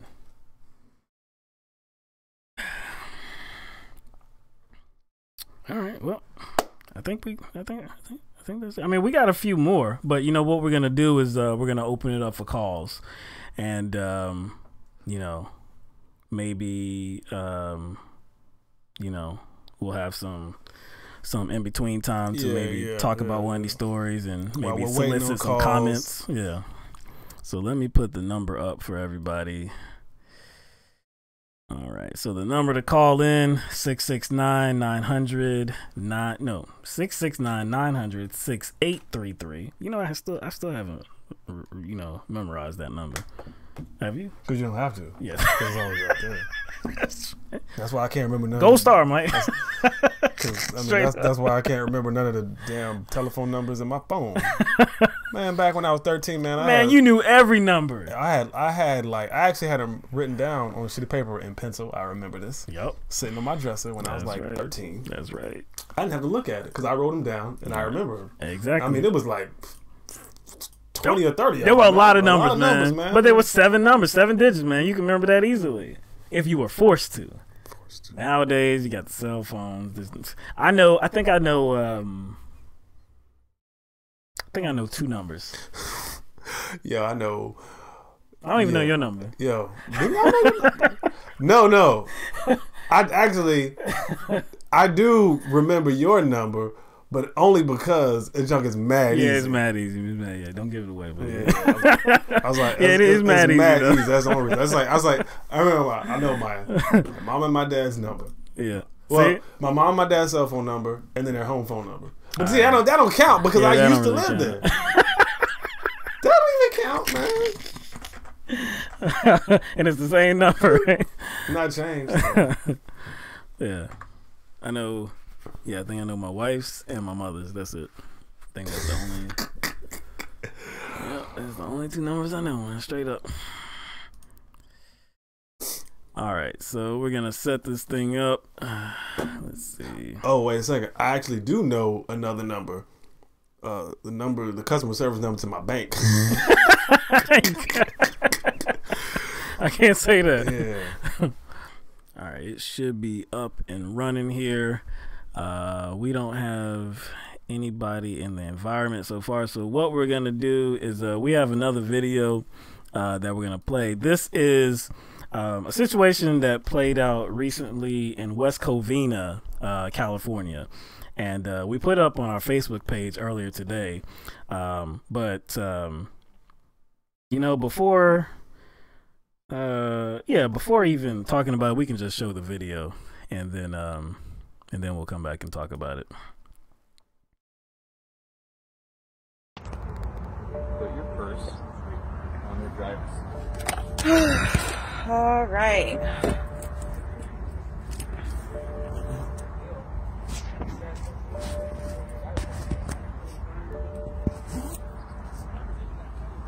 Unbuckle your seatbelt. Let me see your phone. No, I'm going to hold my phone. You're not holding your phone. I am going to hold my phone because I have my rights. My mom worked for the sheriff's department. She's still working. So I don't care. Do you hear this? Do you understand? Do you see this? I do not care. I do not want you to have that phone in your hand. I'm going to have it in my hand. I'm going to have my hands up. You're going to see them. I'm cooperating with you. I'm going to get out of the car. No, that's not what's going to be used for. It's going to be used for my rights because you guys have made a bad name for yourself. I'm not putting the phone down. I'm not putting the phone down. I am going to get out of the car, so please don't shoot. I'm not going to shoot anyone. Excuse me, are you going to let me out of the car? I am in control of the situation. Do you understand that? I'm going to tell you when to get out of the car. Okay, so I'm not going to get out of the car. I'm telling you to put that phone I'm not putting the phone down. If you want to record this situation, you can. I'm cooperating, but I'm not putting the phone down. Man. I'm going to cooperate, but I'm not putting the phone down. If you do not put the phone down, I will take that phone out of your hands. Do you understand that? You have no right to do that. You have no right to do that. Ma'am? Joe, can you grab this phone? I'm recording you. Look at this guy. I'm in a dress. Wow. I am in control of this situation. Yeah, I'm in control. When I took this job, they said I could be in control, man. Come on, stop it. They gave me a gun, a taser, and everything. And I got a badge right here. How come, it's shiny. I know. How come I can't harass people? They lied. They said I was going to be in an authority position. They said I was going to be Mr. Big Man. So anyway, that was Eileen Aquino, who was driving with her husband, Chris Moreno. Now, Chris Moreno was in the vehicle prior to this situation. He was taken out of the vehicle, and he was on the curb and handcuffed. So how this whole thing transpired is that they didn't have a front license tag on their vehicle. So that's why they got pulled over. So initially, it was a very cordial event. The police officer was, being cordial with them. It wasn't any kind of intense moment or anything like that. But when I guess they checked the license or, you know, the record of her husband, Moreno, that's when they found out that this guy was on probation. And he was on probation for a gun violation. Also, I believe he was he had a prior conviction that included battery on a police officer. So upon learning that information, his whole attitude changed. So that's when he came. One of the officers got Moreno out of the vehicle, which it went without, you know, without But he cause. wasn't driving. Yeah, well, yeah, he was. Yeah, I think Moreno was the one. Driving? Yeah, I believe. I'm not sure. There was somebody else in the car with them though, because there was no, it was just Moreno, I believe. It was just them two in the car, I believe. I can't remember, and you know, you can't tell with the video because I think it's flipped when you're on Facebook like that. Oh yeah, that's right. So she's the one that she could have been driving. She could have been, but anyway, it doesn't matter. But anyway, he was taken out of the vehicle, and he was on the curb. So that's when they tried to get her out of the vehicle, and that's when she's like, "Hold up, no, hold up, I'm gonna record." And he's like, "No, you can use that as a weapon or something like that. Really, a phone?" She said that he said you can use it as a weapon. Are you kidding me? But guess what? Think about this. like when shootings go down and a suspect is said to have had a weapon, and it's found out that they have a cell phone, cops are like, "Oh man, if that was a cell phone, I wouldn't have shot." So, but now he's saying that. But now the cell phone is a weapon. The cell phone is a weapon. He knows it's a cell phone. But then what? But if that's the case, what did he say that kind of contradict that? He says, "Oh, you can record. You can record the situation." But you're telling me that I can't record. You want the phone. You just said get rid of the phone. You just told me to put the phone down. And then once he said, "Hey, I'm cooperating. I'm actually getting out. Yep. I just want to record the situation." Then he's like, "Oh, well, then you can record the situation." I'm like, "That's what she said." It's crazy, man. That's what she said. Oh my gosh, man! It's ridiculous. Wait. He said, okay, he was in fear for his life. He was okay. Well, obviously, go ahead and get in that. Obviously, he is like just overwhelmingly and just massively such a scaredy cat that he has to wear 3 more clips in addition to his gun. He had 3 extra clips. You gotta be ready, man. Gotta be ready, right? Yeah. Gotta be quick. Gotta pull that trigger. That's right. But he is so afraid for his life that he dives through the window, like you know, like Dukes of Hazzard, Bo Duke. He dives into danger. He dives into danger. He is so afraid he dives through the window, exposing the gun and the other clips. So if he's so afraid, it was like, why would he put himself in a position where that stuff can be grabbed if he was really scared? Yeah, it makes no sense, man. Again, she was fully within her right to record exactly what was going on. There have been legal analysts that have said the same thing. She was fully within her rights. To me, like the reason why they were taking him out of the car is because they wanted to search it. Now, for me, I'm at a loss here because. Did they have a right to search that vehicle? Because they need probable cause and a search warrant to search that vehicle. Probable cause is not that this dude is on probation. He used to be a criminal, but again, that's not probable cause. But again, he didn't even do anything. He just happened to be a former criminal, but he already served his time. Exactly. So just because he's there, that allows him to search the vehicle? So any former convict, their vehicle, their property can be searched just because you want to do it without a search warrant? I don't think that's how it works. I don't think that's how it works either. So from the jump, it's sketchy. Yep. From the jump, it's actually a violation of their constitutional rights. Oh, and then check out what West Covina Police Lieutenant Travis Tibbetts, he told KTLA, which is a local news station in California.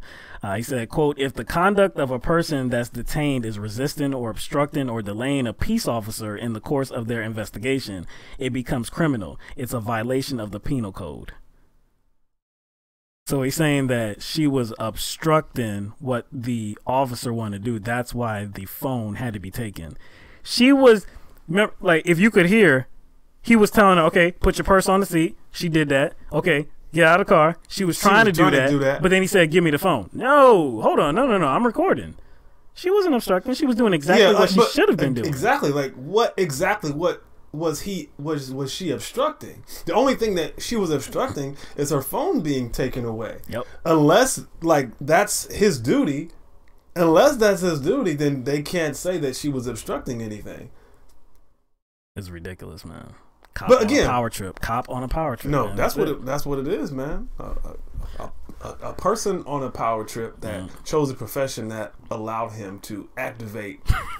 You said what? You say Dukes of Hazzard? What'd you say? Yeah, Duke, dog. He dove through the window because you know that the General Lee ain't got no doors, no real doors. So this mug tried to dive into danger, but he's scared that the cell phone is gonna be used as a weapon. But yo, he just exposed his gun, exposed everything, and his taser. I'm like, you dummy. All right. We got a caller. Area code 443. Caller, you're on the air live with LTMB. What's your name? Where are you calling from? Hey, what's going on? It's Court, fellas. How y'all doing today? Good, man. How you doing, Court? Doing good, man. So yeah, I noticed y'all was getting into the police stories a lot tonight. Yeah, man. There was so many to talk about today, man. Yeah, we didn't even like look for them. They just happened upon us. Mm-hmm. Well, we knew that was going to happen as soon as we got the administration that was all about, protecting law enforcement, but not protecting your civil rights. So we knew that was going to happen. So about the stories that you guys have been talking about, I have some comments on the first story that y'all did. Well, the first story I caught around 7:15 was the Starbucks. The two men went to go talk to what's his name, Kevin something. Kevin Johnson. Kevin Johnson from Starbucks, and sit down and talk to him about what happened. And you guys are, I don't know. Sometimes I wonder if you guys are just talking like through shock, as in to make a point or not. But it doesn't shock me, man. Like the way that shit went down. It's the common way that a lot of people feel around black people.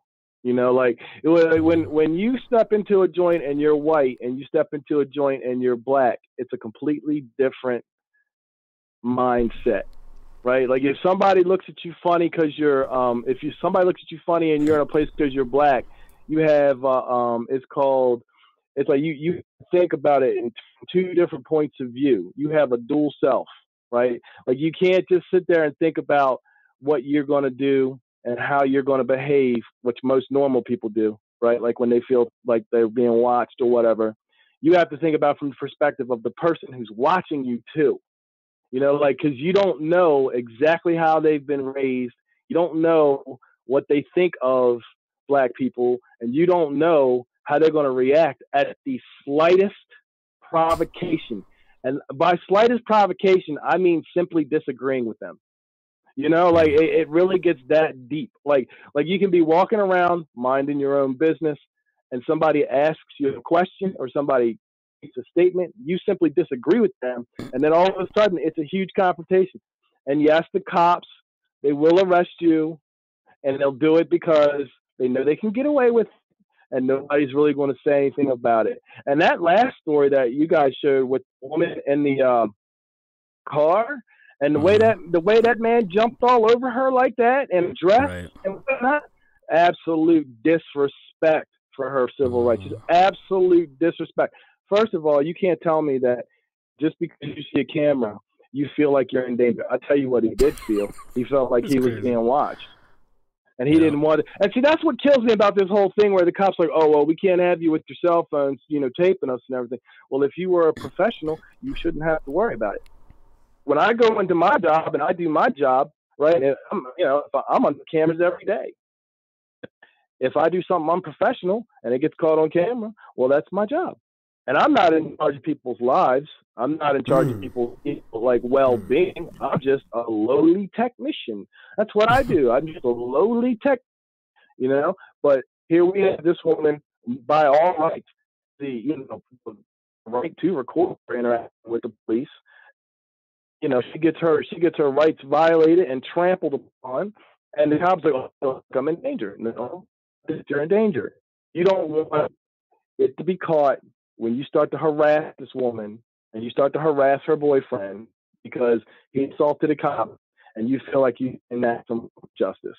And that's basically what that is about. And I don't understand how people can sit there and talk about, oh, well, like, especially when it comes to, you know, unarmed black people being shot by the police. I don't understand how people can constantly sit there and try and justify the bad actions of the police force. I just don't get it. They will do anything in their power, and they're all stretch the imagination, any twist of logic, just as long as the cops are right.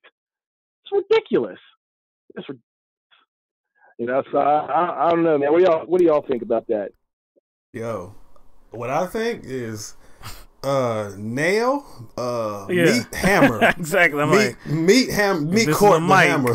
Just go ahead and drop it. Right? But no, man, it's like you actually kind of like hit me in the heart a little bit when you were talking about being hyper aware of your surroundings, and not just your surroundings, but hyper aware of what other people could possibly think of you, because I had to deal with that as a person, something I didn't really even like. I guess this is a feeling that I did not address to even my friends. I just started recognizing certain things, just me walking around and being free. I just started recognizing certain things, and I recognized people's responses to me, and I'm like, what the fuck was that? Like, I'll just be walking in the aisle and trying to just shopping or something, and next thing I know, like, white lady, particularly white women, used to do this all the time. They still do it. They just kind of like freeze up and they just run off. I'm like, did I do something? So I've always been hyper aware of the possibility of certain ideas people have about me.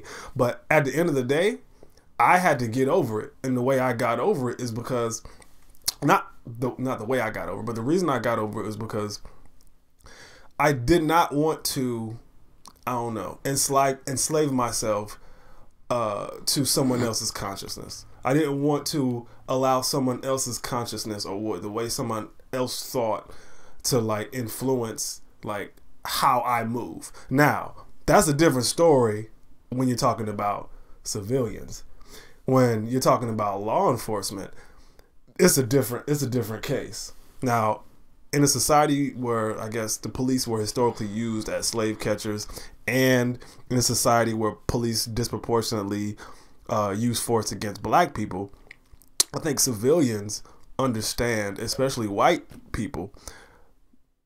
I don't know if I'm just going a little bit too far here, but I think a lot of cases white people see police as an extension of who they are.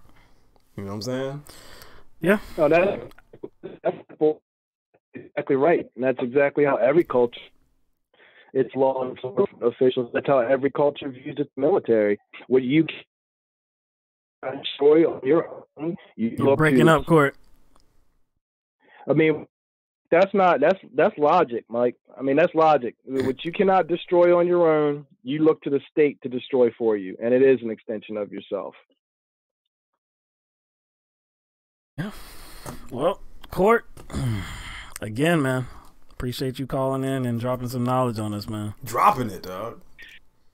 All right, y'all take it easy, man. Have a good night. All right, you too, man. He went. Yeah, man. He went all in, man. He went Luke hydraulics and dropped all that. See, I'm not gonna say that this is an attribute of all black people, but I know for me, it's an attribute of mine, and I know it's because I'm black. Like, I've always been paranoid as a person. Always been paranoid. So when I go out, I try to be aware of everything that's going on. And like I said, I know it's because, like, at least part of it is because I'm black. And I'm not going to say I've had so many experiences where I've been prejudiced against, or I've seen racism in its like most ugliest form or anything like that. But I have seen it, you know, I am aware of it. So whether it be just run-ins with people in social encounters, whether it be in a store or something like that, whether it be with police officers, it's just out there. You know it's out there. And then you see everything that's going on in these videos with these interactions with these cops and stuff like that. It's just, there's good reason for us to be I guess, sensitive and hyper aware of, like, you know, what's going on in our environment, you know. But anyway, we got another caller, area code 360. You're on the air live with LTMB. What's your name and where are you calling from? It's Virginia from Washington near Seattle. How y'all doing? What's going on? What's going on, Virginia? We're doing good.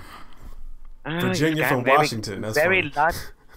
Yeah, it's been a long, long time. I was moving and going through all kinds of nonsense, and then it got very long. Your phone number to get in. I kept hitting the wrong numbers.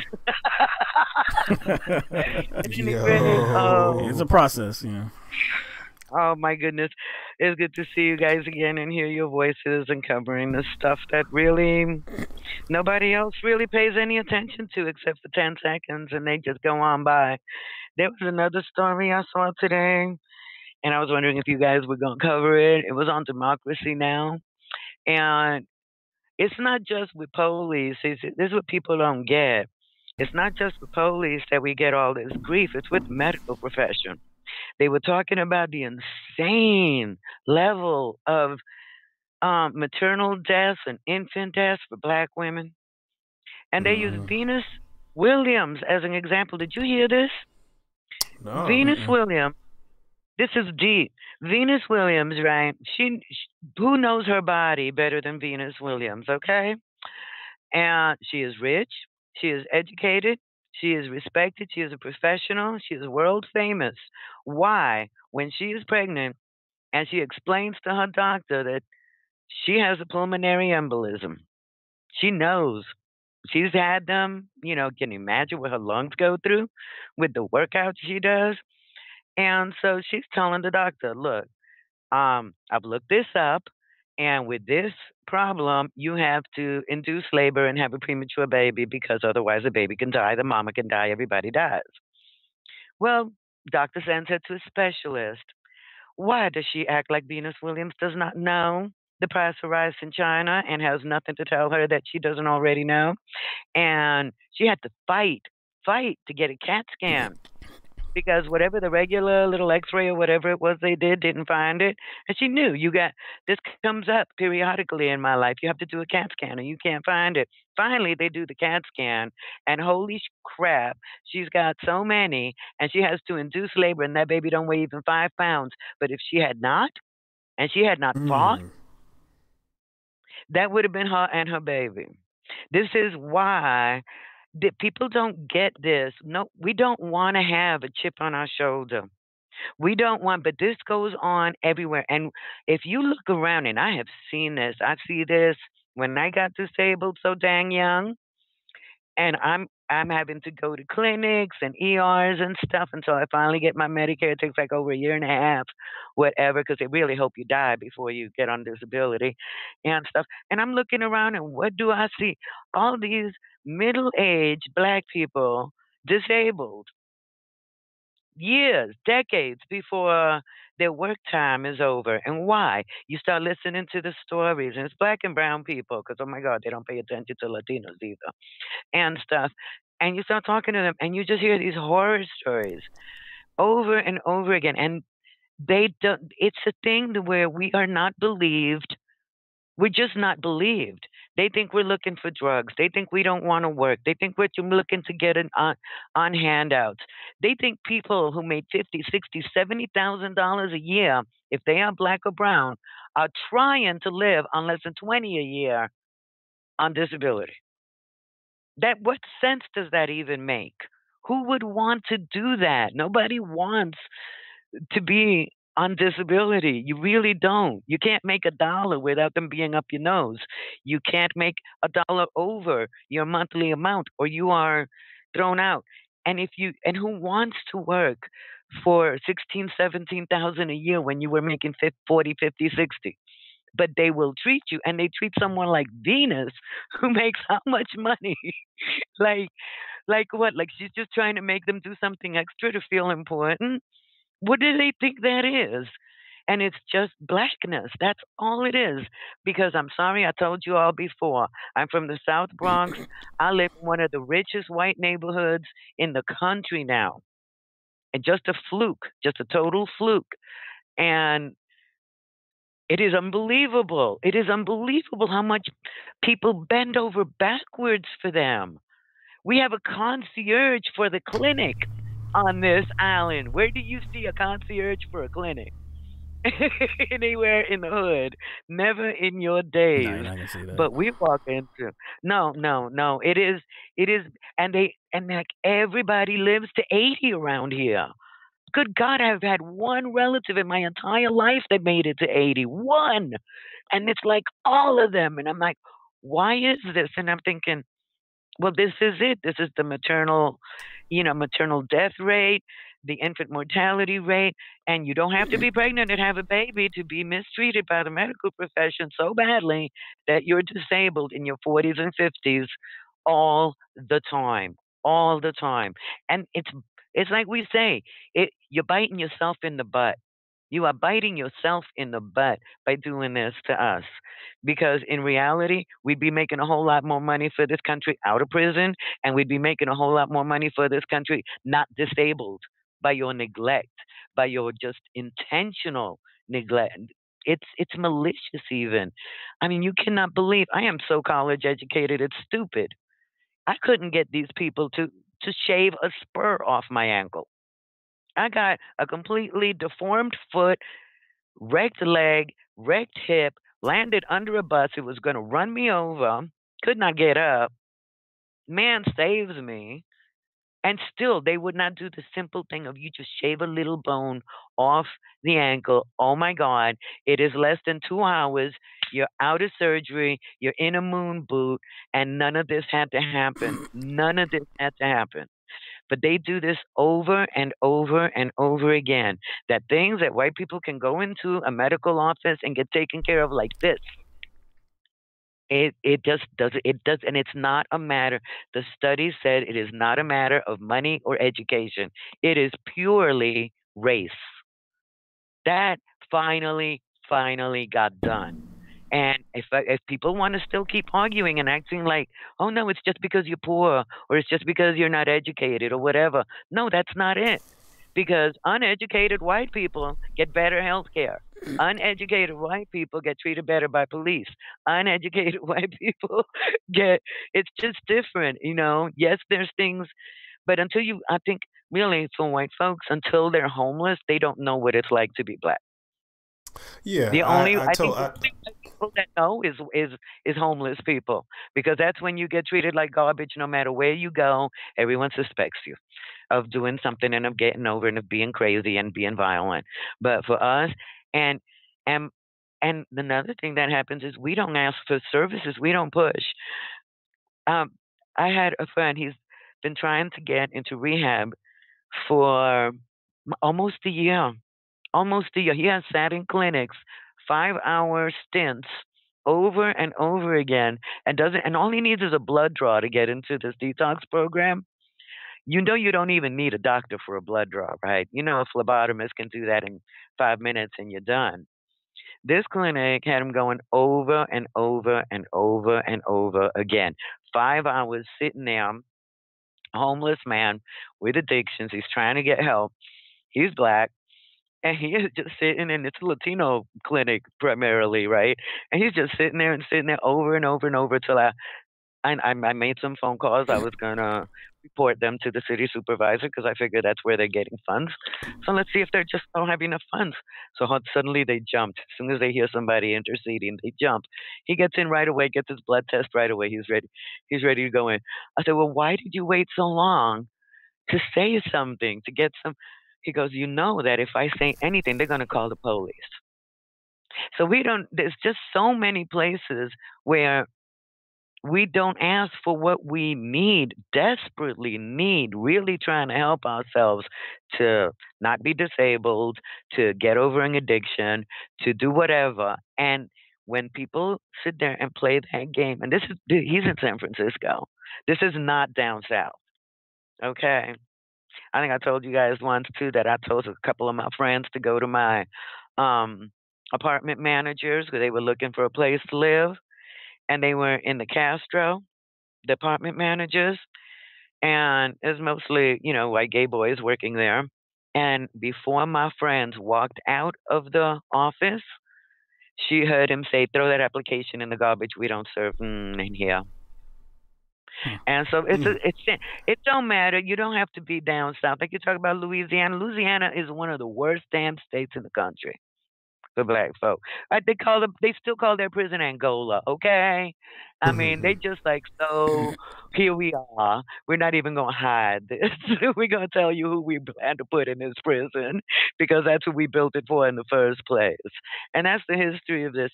And folks that are completely copacetic, that aren't doing anything wrong, black folks trying to get a service, denied a service over and over and over again, will not fight for it. Why will you not fight for it? They're going to call the police.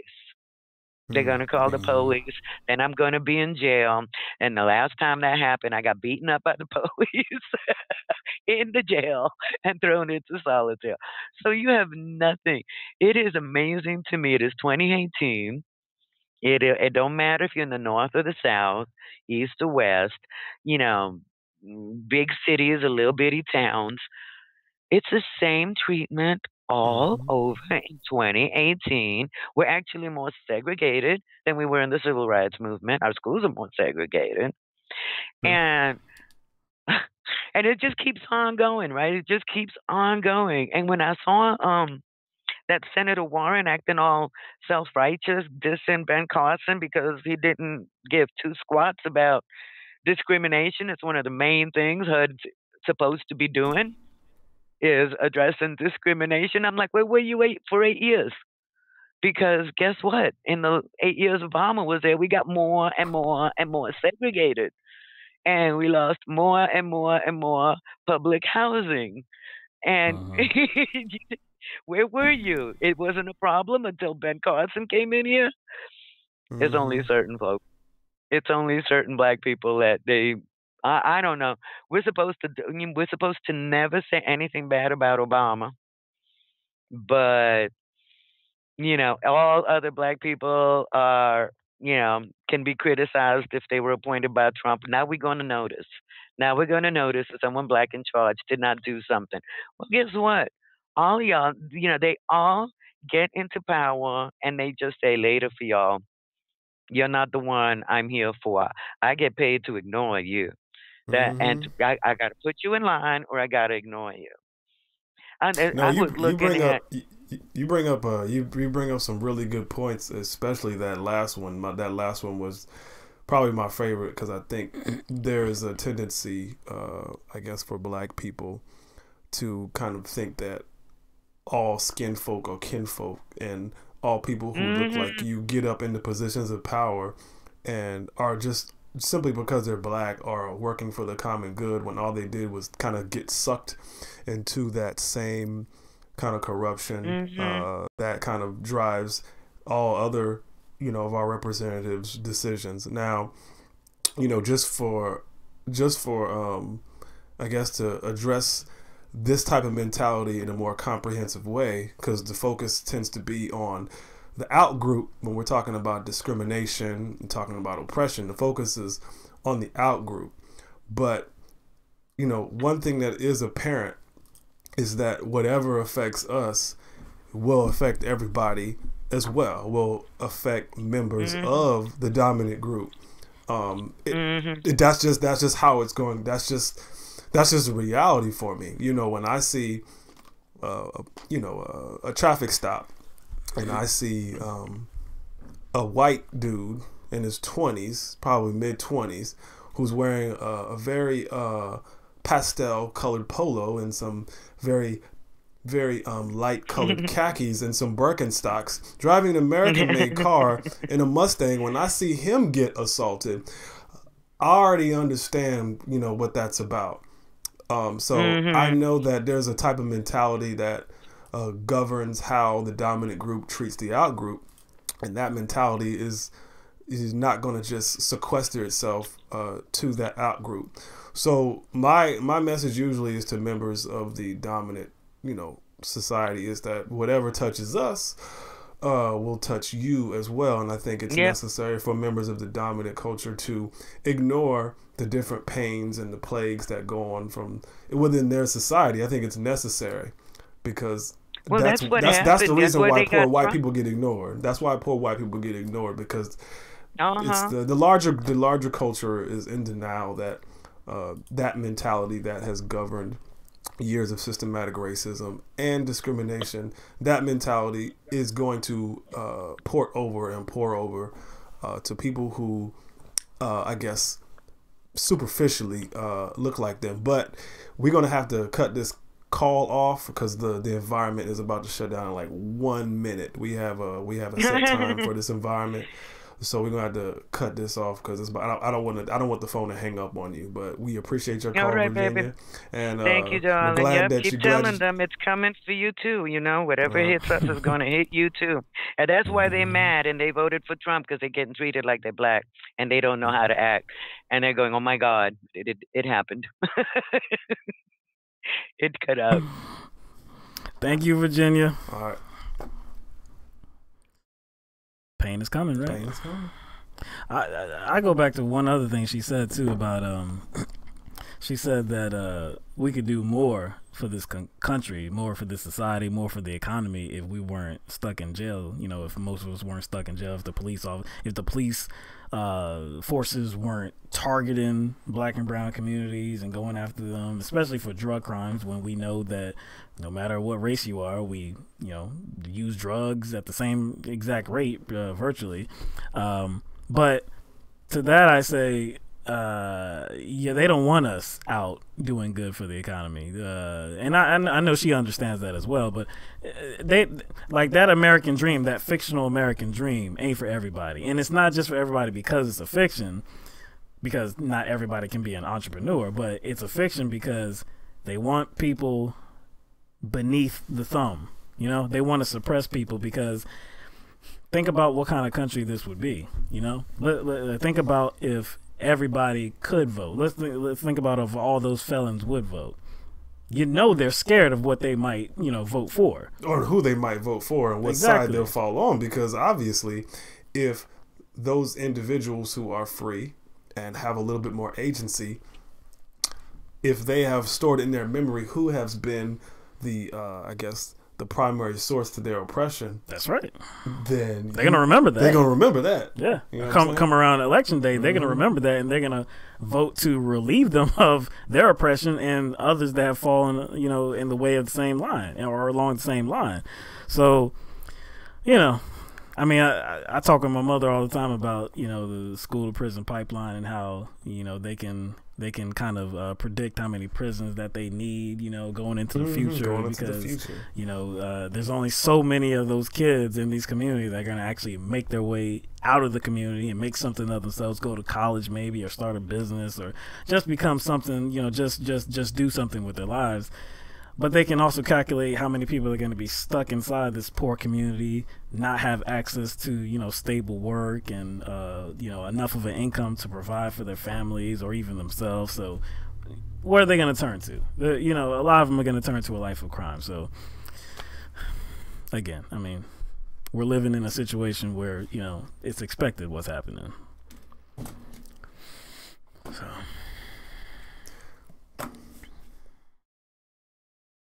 I think she had said one other thing too that I wanted to talk about, but I forgot. Medical? Yeah. Oh, yeah. The medical stuff. Yeah. Yeah. She meant Serena though. Yeah. She kept saying Venus, but yeah, I know she meant Venus Williams. I mean, not Venus. I'm saying Venus now. Yeah. But anyway, yeah, Serena Williams. But in the last few weeks, maybe few months, I've been kind of inundated with the amount of, I guess, the gripes of women as it concerns to like their medical needs and how they are being ignored when they go to the doctor. Like they say something's wrong, but it's like they are not being believed. I think that's a combination of not just racism. I think that has something to do with like misogyny. Oh, it's no doubt misogyny. These claims are not being listened to whatsoever. They're saying that this is a problem, but they are just being completely ignored. And I mean, it's a significant problem in women's health. I didn't know it was that much of a significant problem.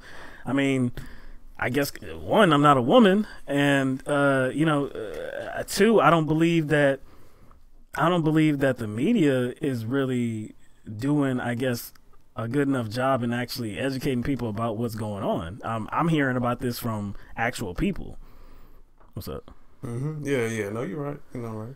I know. I was just looking at something in the comment section of Moose Gal said something about being ashamed to be white. And I'm like, I really can't feel that. I understand where that sentiment comes from, but I don't think that's I just don't think that's a kind of a positive angle to take if we want to move forward and be living in the same society. Nobody should be ashamed to be white. It's not even real. It's not even real anyway. You know what I'm saying? This shit ain't even real anyway. So you just gotta kind of like, as long as you're doing what you need to do and you are addressing the important issues that need to be addressed, I don't think you'd be ashamed because you have a certain skin color. No different than I should be ashamed of mine. You shouldn't be ashamed of yours. It's not like that's something you chose. You didn't, you know what I'm saying? This world was here before you got here, so. I was talking about Obama wearing that tan suit. What? I see some people talking about Obama wearing that beige. You know, he got criticized because of that.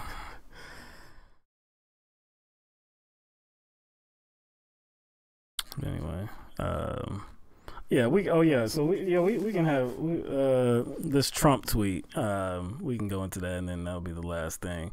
But Trump on was this yesterday morning? Yeah. The morning, early in the morning of April 18th, Donald Trump put out a tweet that said there is a revolution going on in California. So many sanctuary areas want out of this ridiculous crime-infested and breeding concept.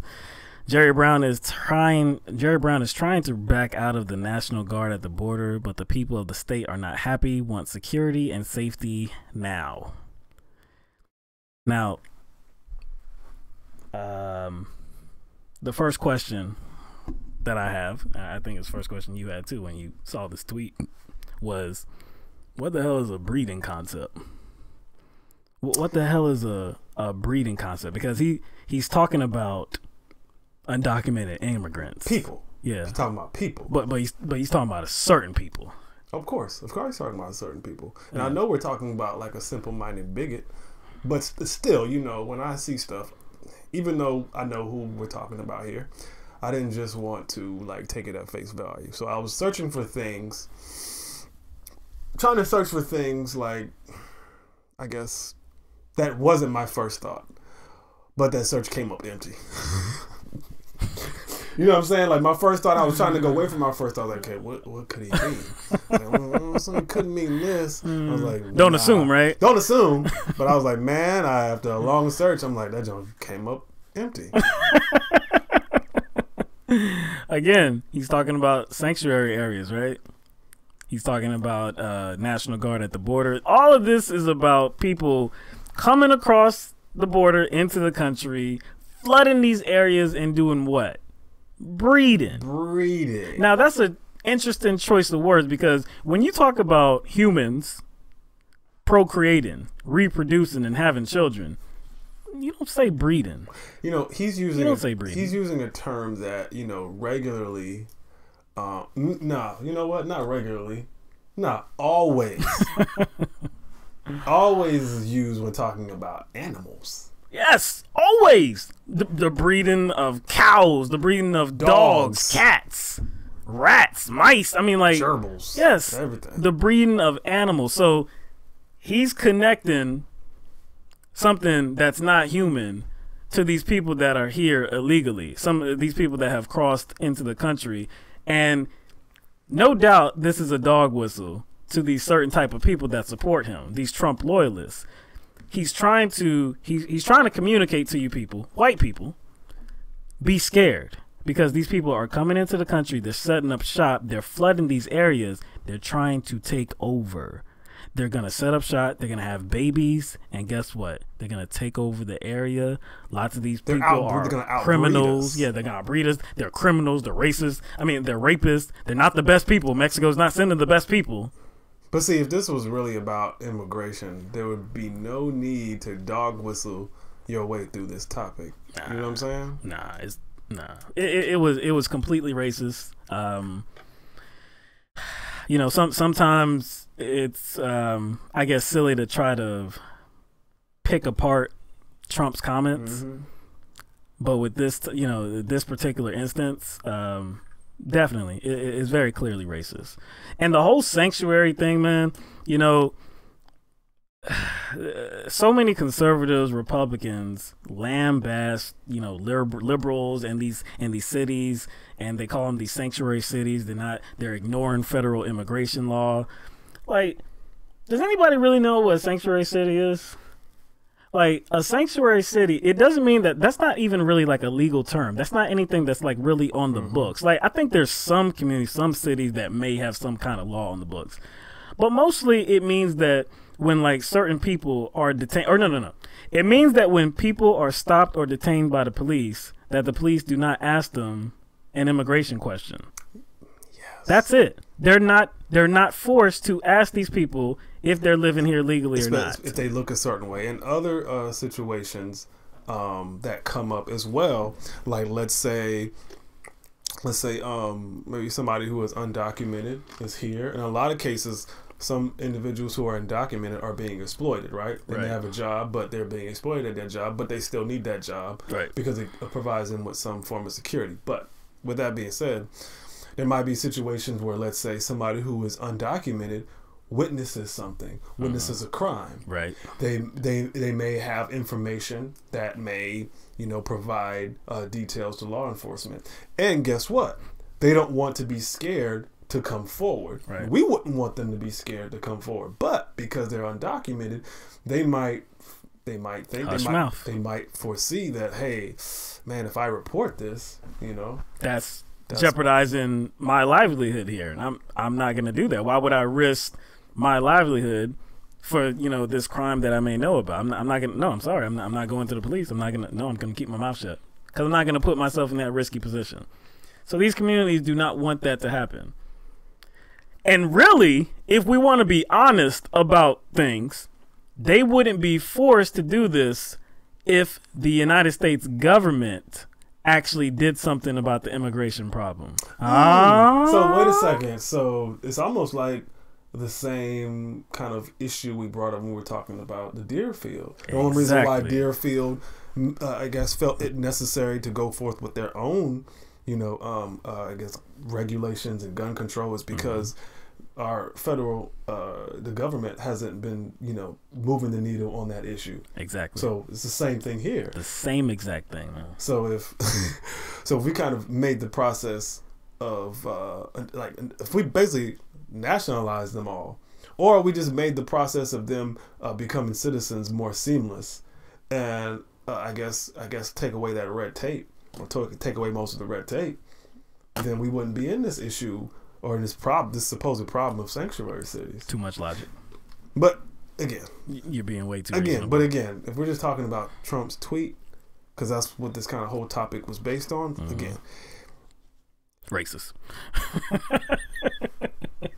Again, there would be no need to dehumanize these people if your policies were appropriate and just. The only reason why you got to do that is because you know they're not. Breeding. Yeah, why would you speak about people with those kind of descriptors? You know what I'm saying? Like, and the people who support Trump, right, or people who don't find a problem with that, like, for somebody to speak about human beings with that kind of descriptor, like essentially they're that's an attitude concerning the have-nots of society, right? Like, what kind of mindset do you think somebody like that has about people in general? Like, that type of attitude is not going to just be sequestered to the out-group, and in this case it's you know, undocumented immigrants, most likely referring to Mexicans. You see what I'm saying? So if he has that type of attitude, like, I guess, concerning the out-group, that's definitely going to spill over to the in-group, or the dominant group. And I think that Trump supporters better understand that shit quick. You know what I'm saying? Because that mindset is not going to just contain itself to that small group of people. But how they gonna understand that when Trump is throwing them red meat like this? Well, that's the point. Let's just throw this red meat to like conceal the fact that they're gonna get screwed over too. You know what I'm saying? I mean, they don't understand that yet. I mean, again, like, because I mean, if you look at a few things that he has done, he's kind of lessened some environmental regulations. He has that tax bill. That's not going to just affect that people who are seen as the out group in this country. That's going to affect everybody. You know what I'm saying? Where he's trying to undermine Obamacare without finding a replacement. That's going to affect everybody. You know what I'm saying? Tax bill. Yeah, exactly. That tax bill. So I'm just like, the pain is coming. I'm like, he can come out here and always attack minority groups, but the pain is coming for everybody. And briefly, just to go back to something Court said, because we didn't put this in a specific particular story, but we have been talking about it. It's not too old or anything, but the case of the kid, the 14-year-old kid that knocked on, was trying to go to school, but he missed his bus. Was it Rochester or something? I don't know. I can't remember the city. But anyway, but most people probably understand. I mean, probably most people have heard the story. I just wanted to bring it up because Court was talking about how there's a difference between how people react to white people and how people react to black people. And in this case, this young black guy, this 14-year-old student that missed his bus and was just trying to get directions to his high school, he knocked on the door. It was the residence of a older white couple. The wife of the home, the woman of the home, she opened the door, and according to him, she said something like why are these people like why are you trying to break into my house? And she also said something like why did these people choose us when he was the only one there? Why did these people choose us? And then her husband took a shotgun, tried to shoot him, but luckily he missed. He was running away too. Running away from the scene. So he wasn't, even if you did think that this young black guy was trying to rob you, trying to cause you some type of harm, he was running away from you. And the danger was not present anymore. This fictional danger that you created inside your own messed up head. But anyway, he's running away from you, but you still chose to shoot at him. So he was arrested. That guy was arrested. But like Court was talking about, that's just evidence of the difference of how people respond to a situation involving a black person or a white person. Now, of course, that's not just across the board, but it happens, man. It happens, and we saw that there. We saw that in Starbucks. We saw that at the other Starbucks in California. It happens. We saw it in a hospital where a guy got discharged, and he was just waiting on his mom to come pick him up, and security came and tried to like pretty much harassed him and basically assaulted him. Yep. It's reality, man. Yep. I think June said it's in Michigan. Okay. Yeah, I couldn't remember what city that was in. Or what state actually.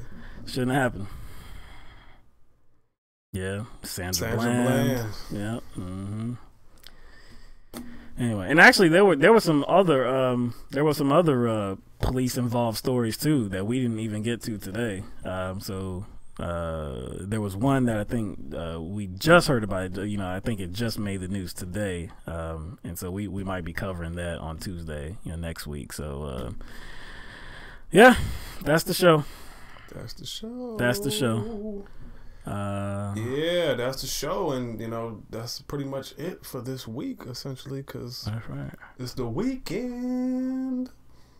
I'm not even gonna say it, but yeah, weekend's coming up. And our next show is not until Tuesday.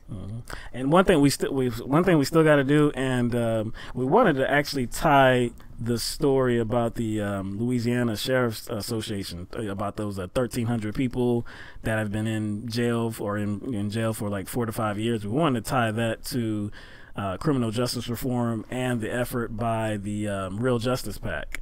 Sean King has he started that. But there's certain people that are being endorsed by Real Justice PAC, and that's going to take a bit of time. Yeah, that's going to take time to go into. That's going to take a big chunk of the show. Yeah, their elections, who they're running against, who these candidates are. But it's definitely important to do so, because look, man, there's injustice all over and in multiple positions. It's not just we can't just focus on who's the president or who's the senator, who's the representative, who's the governor, who's in the state legislature. I mean, it's sheriffs, it's district attorneys. I mean, we need to be focused on who's occupying these positions as well. So I'm glad that Real Justice PAC is doing that and trying to alert people about who should be serving these communities. Because it essentially it's trying to attack the problem closer to the root. Yes. Because it's definitely hard to try to attack it from the very top. Almost impossible. Oh yeah, it is possible. Almost impossible, man. So yeah, appreciate everybody that's been watching, that's been active in the chat section. Court and Virginia, thank you for calling in and dropping some knowledge on us again and again and again. Where's that from? Yeah, again and again and again. Something, I don't know where's that from. Public Enemy? No, you know what? I think that's from Wu-Tang, isn't it? Could be. I think that's from the first 36 Chambers. Yeah, I think that's from Wu-Tang. Yeah. Yeah, anyway. But yeah, appreciate everybody. Appreciate all of our patrons on patreon.com. Let me put up the little graphic here. And you know what? Somebody schooled me. One of our listeners, one of our viewers schooled me on how to actually say this. Because, I've been saying patreon.com/LTMB forever. That's not a backslash. That's a /. Did you realize that? You know what? Actually, I think it might have been either Aaron or Jay in the comment section that did point that out. Yeah, he did. He pointed that out, and I do want to. That's what that. So it was. Hold on. It was Kathy Gilchrist, one of our viewers, that pointed that out to us. So yeah, from now on, it's patreon.com/LTMB. Just throw out the damn back or the front. Just slash. And so I don't think we highlighted those contributions that came through Super Chat tonight. So I just want to give Ninja X. What was that? Ninja X a shout out. Ninja X. Yeah. I bet you somebody took Ninja X, and so he put add the X on there. Somebody already took that for shoveling a few dollars our way, and we want to thank Aaron Burnett as well. Regular contributor. We much appreciated. Always supporting LTMB. Yeah, again, we appreciate that, man. No matter how you are satisfied in your life and how you provide for yourself, you are giving up something by contributing to us, no matter what that something is. A box of cookies, you know what I'm saying? A pack of socks. Whatever it is. A pack of socks. I'm saying, man, it could be anything, you know what I'm saying? You don't buy socks too often. I don't buy socks too often. I run my socks into the ground, literally. Gosh, I'm not like my dad though. My dad, like, no matter how much new stuff he has, this mug will repair stuff until it like falls apart, like until it's like disintegrating. I saw this Joker, like I was like, I know me and my mom bought this Joker shoes. Birthday, Father's Day, this mug has shoes in boxes. I seen this mug doggone gluing souls together. I'm like, yo, dude. Yeah, that's when it's time to give it up. It's time to give it up. It's time to let go of that, man. You know what I'm saying? But hey, I ain't mad at him though, because I do have a pair of sneaks, man. They're a pair of Nike Shocks, right? Oh, the Shocks. Yeah, and they white and red, and man, I loved them. And I really didn't even use them that often, man. But this goes back probably a decade. But the damn sole came off, so they just sitting in there.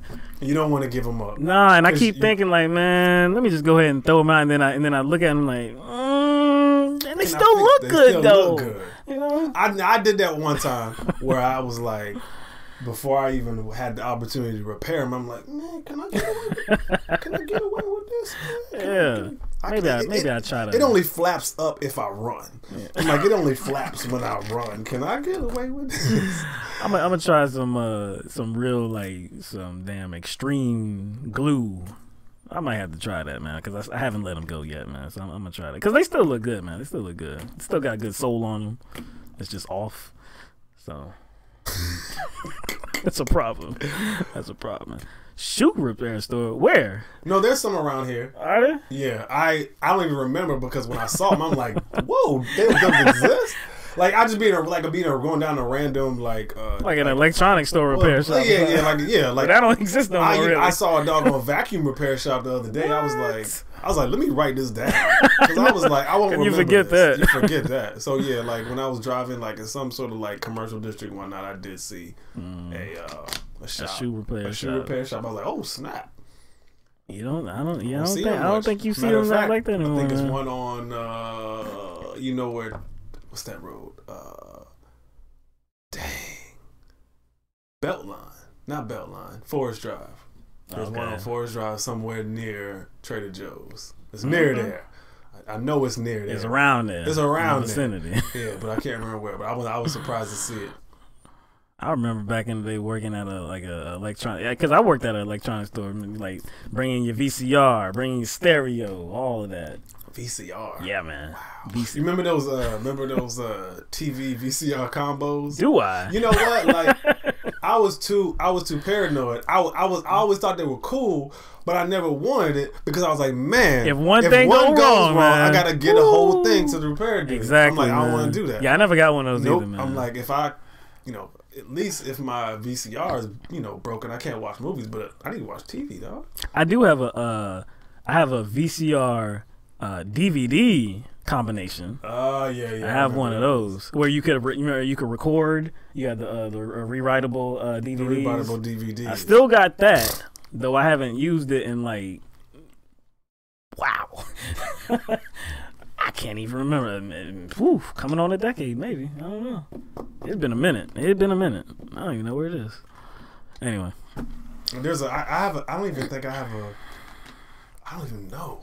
I think my parents still have their VCR in their house, but I don't have one. I don't. Yeah, I don't. Yeah, no. I don't actually. Yeah, active. I don't know. Like when I first moved out, I think I had one, but I don't know where that thing is. See, because I specifically bought that one, so because back then too, because this was probably around 04 or 05. I don't even think DVRs you probably have the what's the DVR you can buy? What's the name of the DVR you can buy? I can't even remember. It's the damn DVR, not from the cable company, but just the standalone. Dang! Somebody it's knows on the top of my head, but I can't bring it out. Somebody knows it. I can't think of it right now. You have to pay for the box, but you also have to pay for the service. Somebody knows what I'm talking about, man. Got Moose Gal in the comment section talking about how to find shoe repair shops. No, not Black Box. Nah, it's like it got a TV in like, it got the. No, I know what you're talking about. But I never had one. What is that damn sound? What is that damn? See, I'm gonna have to research it now, man. Cause see, it's gonna mess me up, man. Not Roku. See, y'all thinking new school. Yeah, we talking about old school. You thinking new school, man? Hold up. TiVo. There you go. There you go. See, there it is. All right, TiVo. So TiVo was back in the day, but I didn't want to pay for TiVo, so I got the the VCR and DVD combination. Because DVR wasn't even something that cable companies were offering back then, I don't believe. So I would just record from the TV on my damn DVD player, which was, man, that was not fun, not fun whatsoever. That's why I don't use that damn thing anymore. All right, we're gonna get out of here. Yeah. Appreciate everybody that makes this what it is. We appreciate all the comments all the time. Like Like 99% of them. 99.99% of the comments we appreciate. Some of them is like... Some of them are entirely whack. Some of them are just people just, you know, just begging for attention. But that's very, very, very, very few. I don't know if I saw any tonight. I may have, but, you know, there's some people who just trying to be stupid on purpose.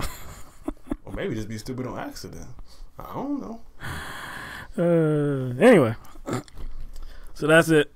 Everybody have you know, a great weekend. Do something that you know, you enjoy. Any good movies out? I'm not sure. I know the Avengers movie's coming. I think next week. There's a Deadpool coming out after that. Is sometime. it? I don't know. I don't know. I might have to catch up on some TV shows that I've see, and you already set up the Walking Dead. See, you seen the last one. I ain't seen I asked you that last show. You said you ain't seen the season. It's still on the DVR. Yeah, I think there's like at least 3 of them. So yeah, maybe this weekend. I get and to then that. Morgan, they do the crossover. I thought they were going to do the crossover earlier, but they did the crossover for the season premiere for the Fear the Walking Dead. Okay. Yeah, maybe I get to that. Shoot, and Scandal. Yo, this is the last episode tonight. Yeah, everybody. This is the series finale. Everybody's saying like, you know what? You knew it was. You knew it was going to end simply because you saw how quickly they tried to like bring Olivia back into the good graces of everybody. So you knew. Yeah. So that it was that transition. That very steep arc. She was Liv, and then she was Evil Liv, and then, so they got to bring her back. Yeah. But yeah, it's not even 2 hours, man. It's just 1 hour. How? I don't know how they're gonna wrap that thing up in 1 hour. But anyway, how you gonna wrap like 7 seasons up in 1 hour? 1 hour, man. 7, I think it's 7. I don't see how they're gonna do that. VQ, we in South Carolina. Yeah, Terror Break. Yeah, we in South Carolina. I still haven't seen Roseanne either. Have you? That's. There's a priority list. Yeah, exactly. Yep. It's low. It's low. I will add other shows I want to watch before I watch that one. That's true. There's shows I love that I still need to catch up on. Yeah, I'll co-sign that straight up. But everybody, we'll be back Tuesday, 7 p.m. Eastern Standard Time. Thank you, everybody, for joining us. This is LTMB out.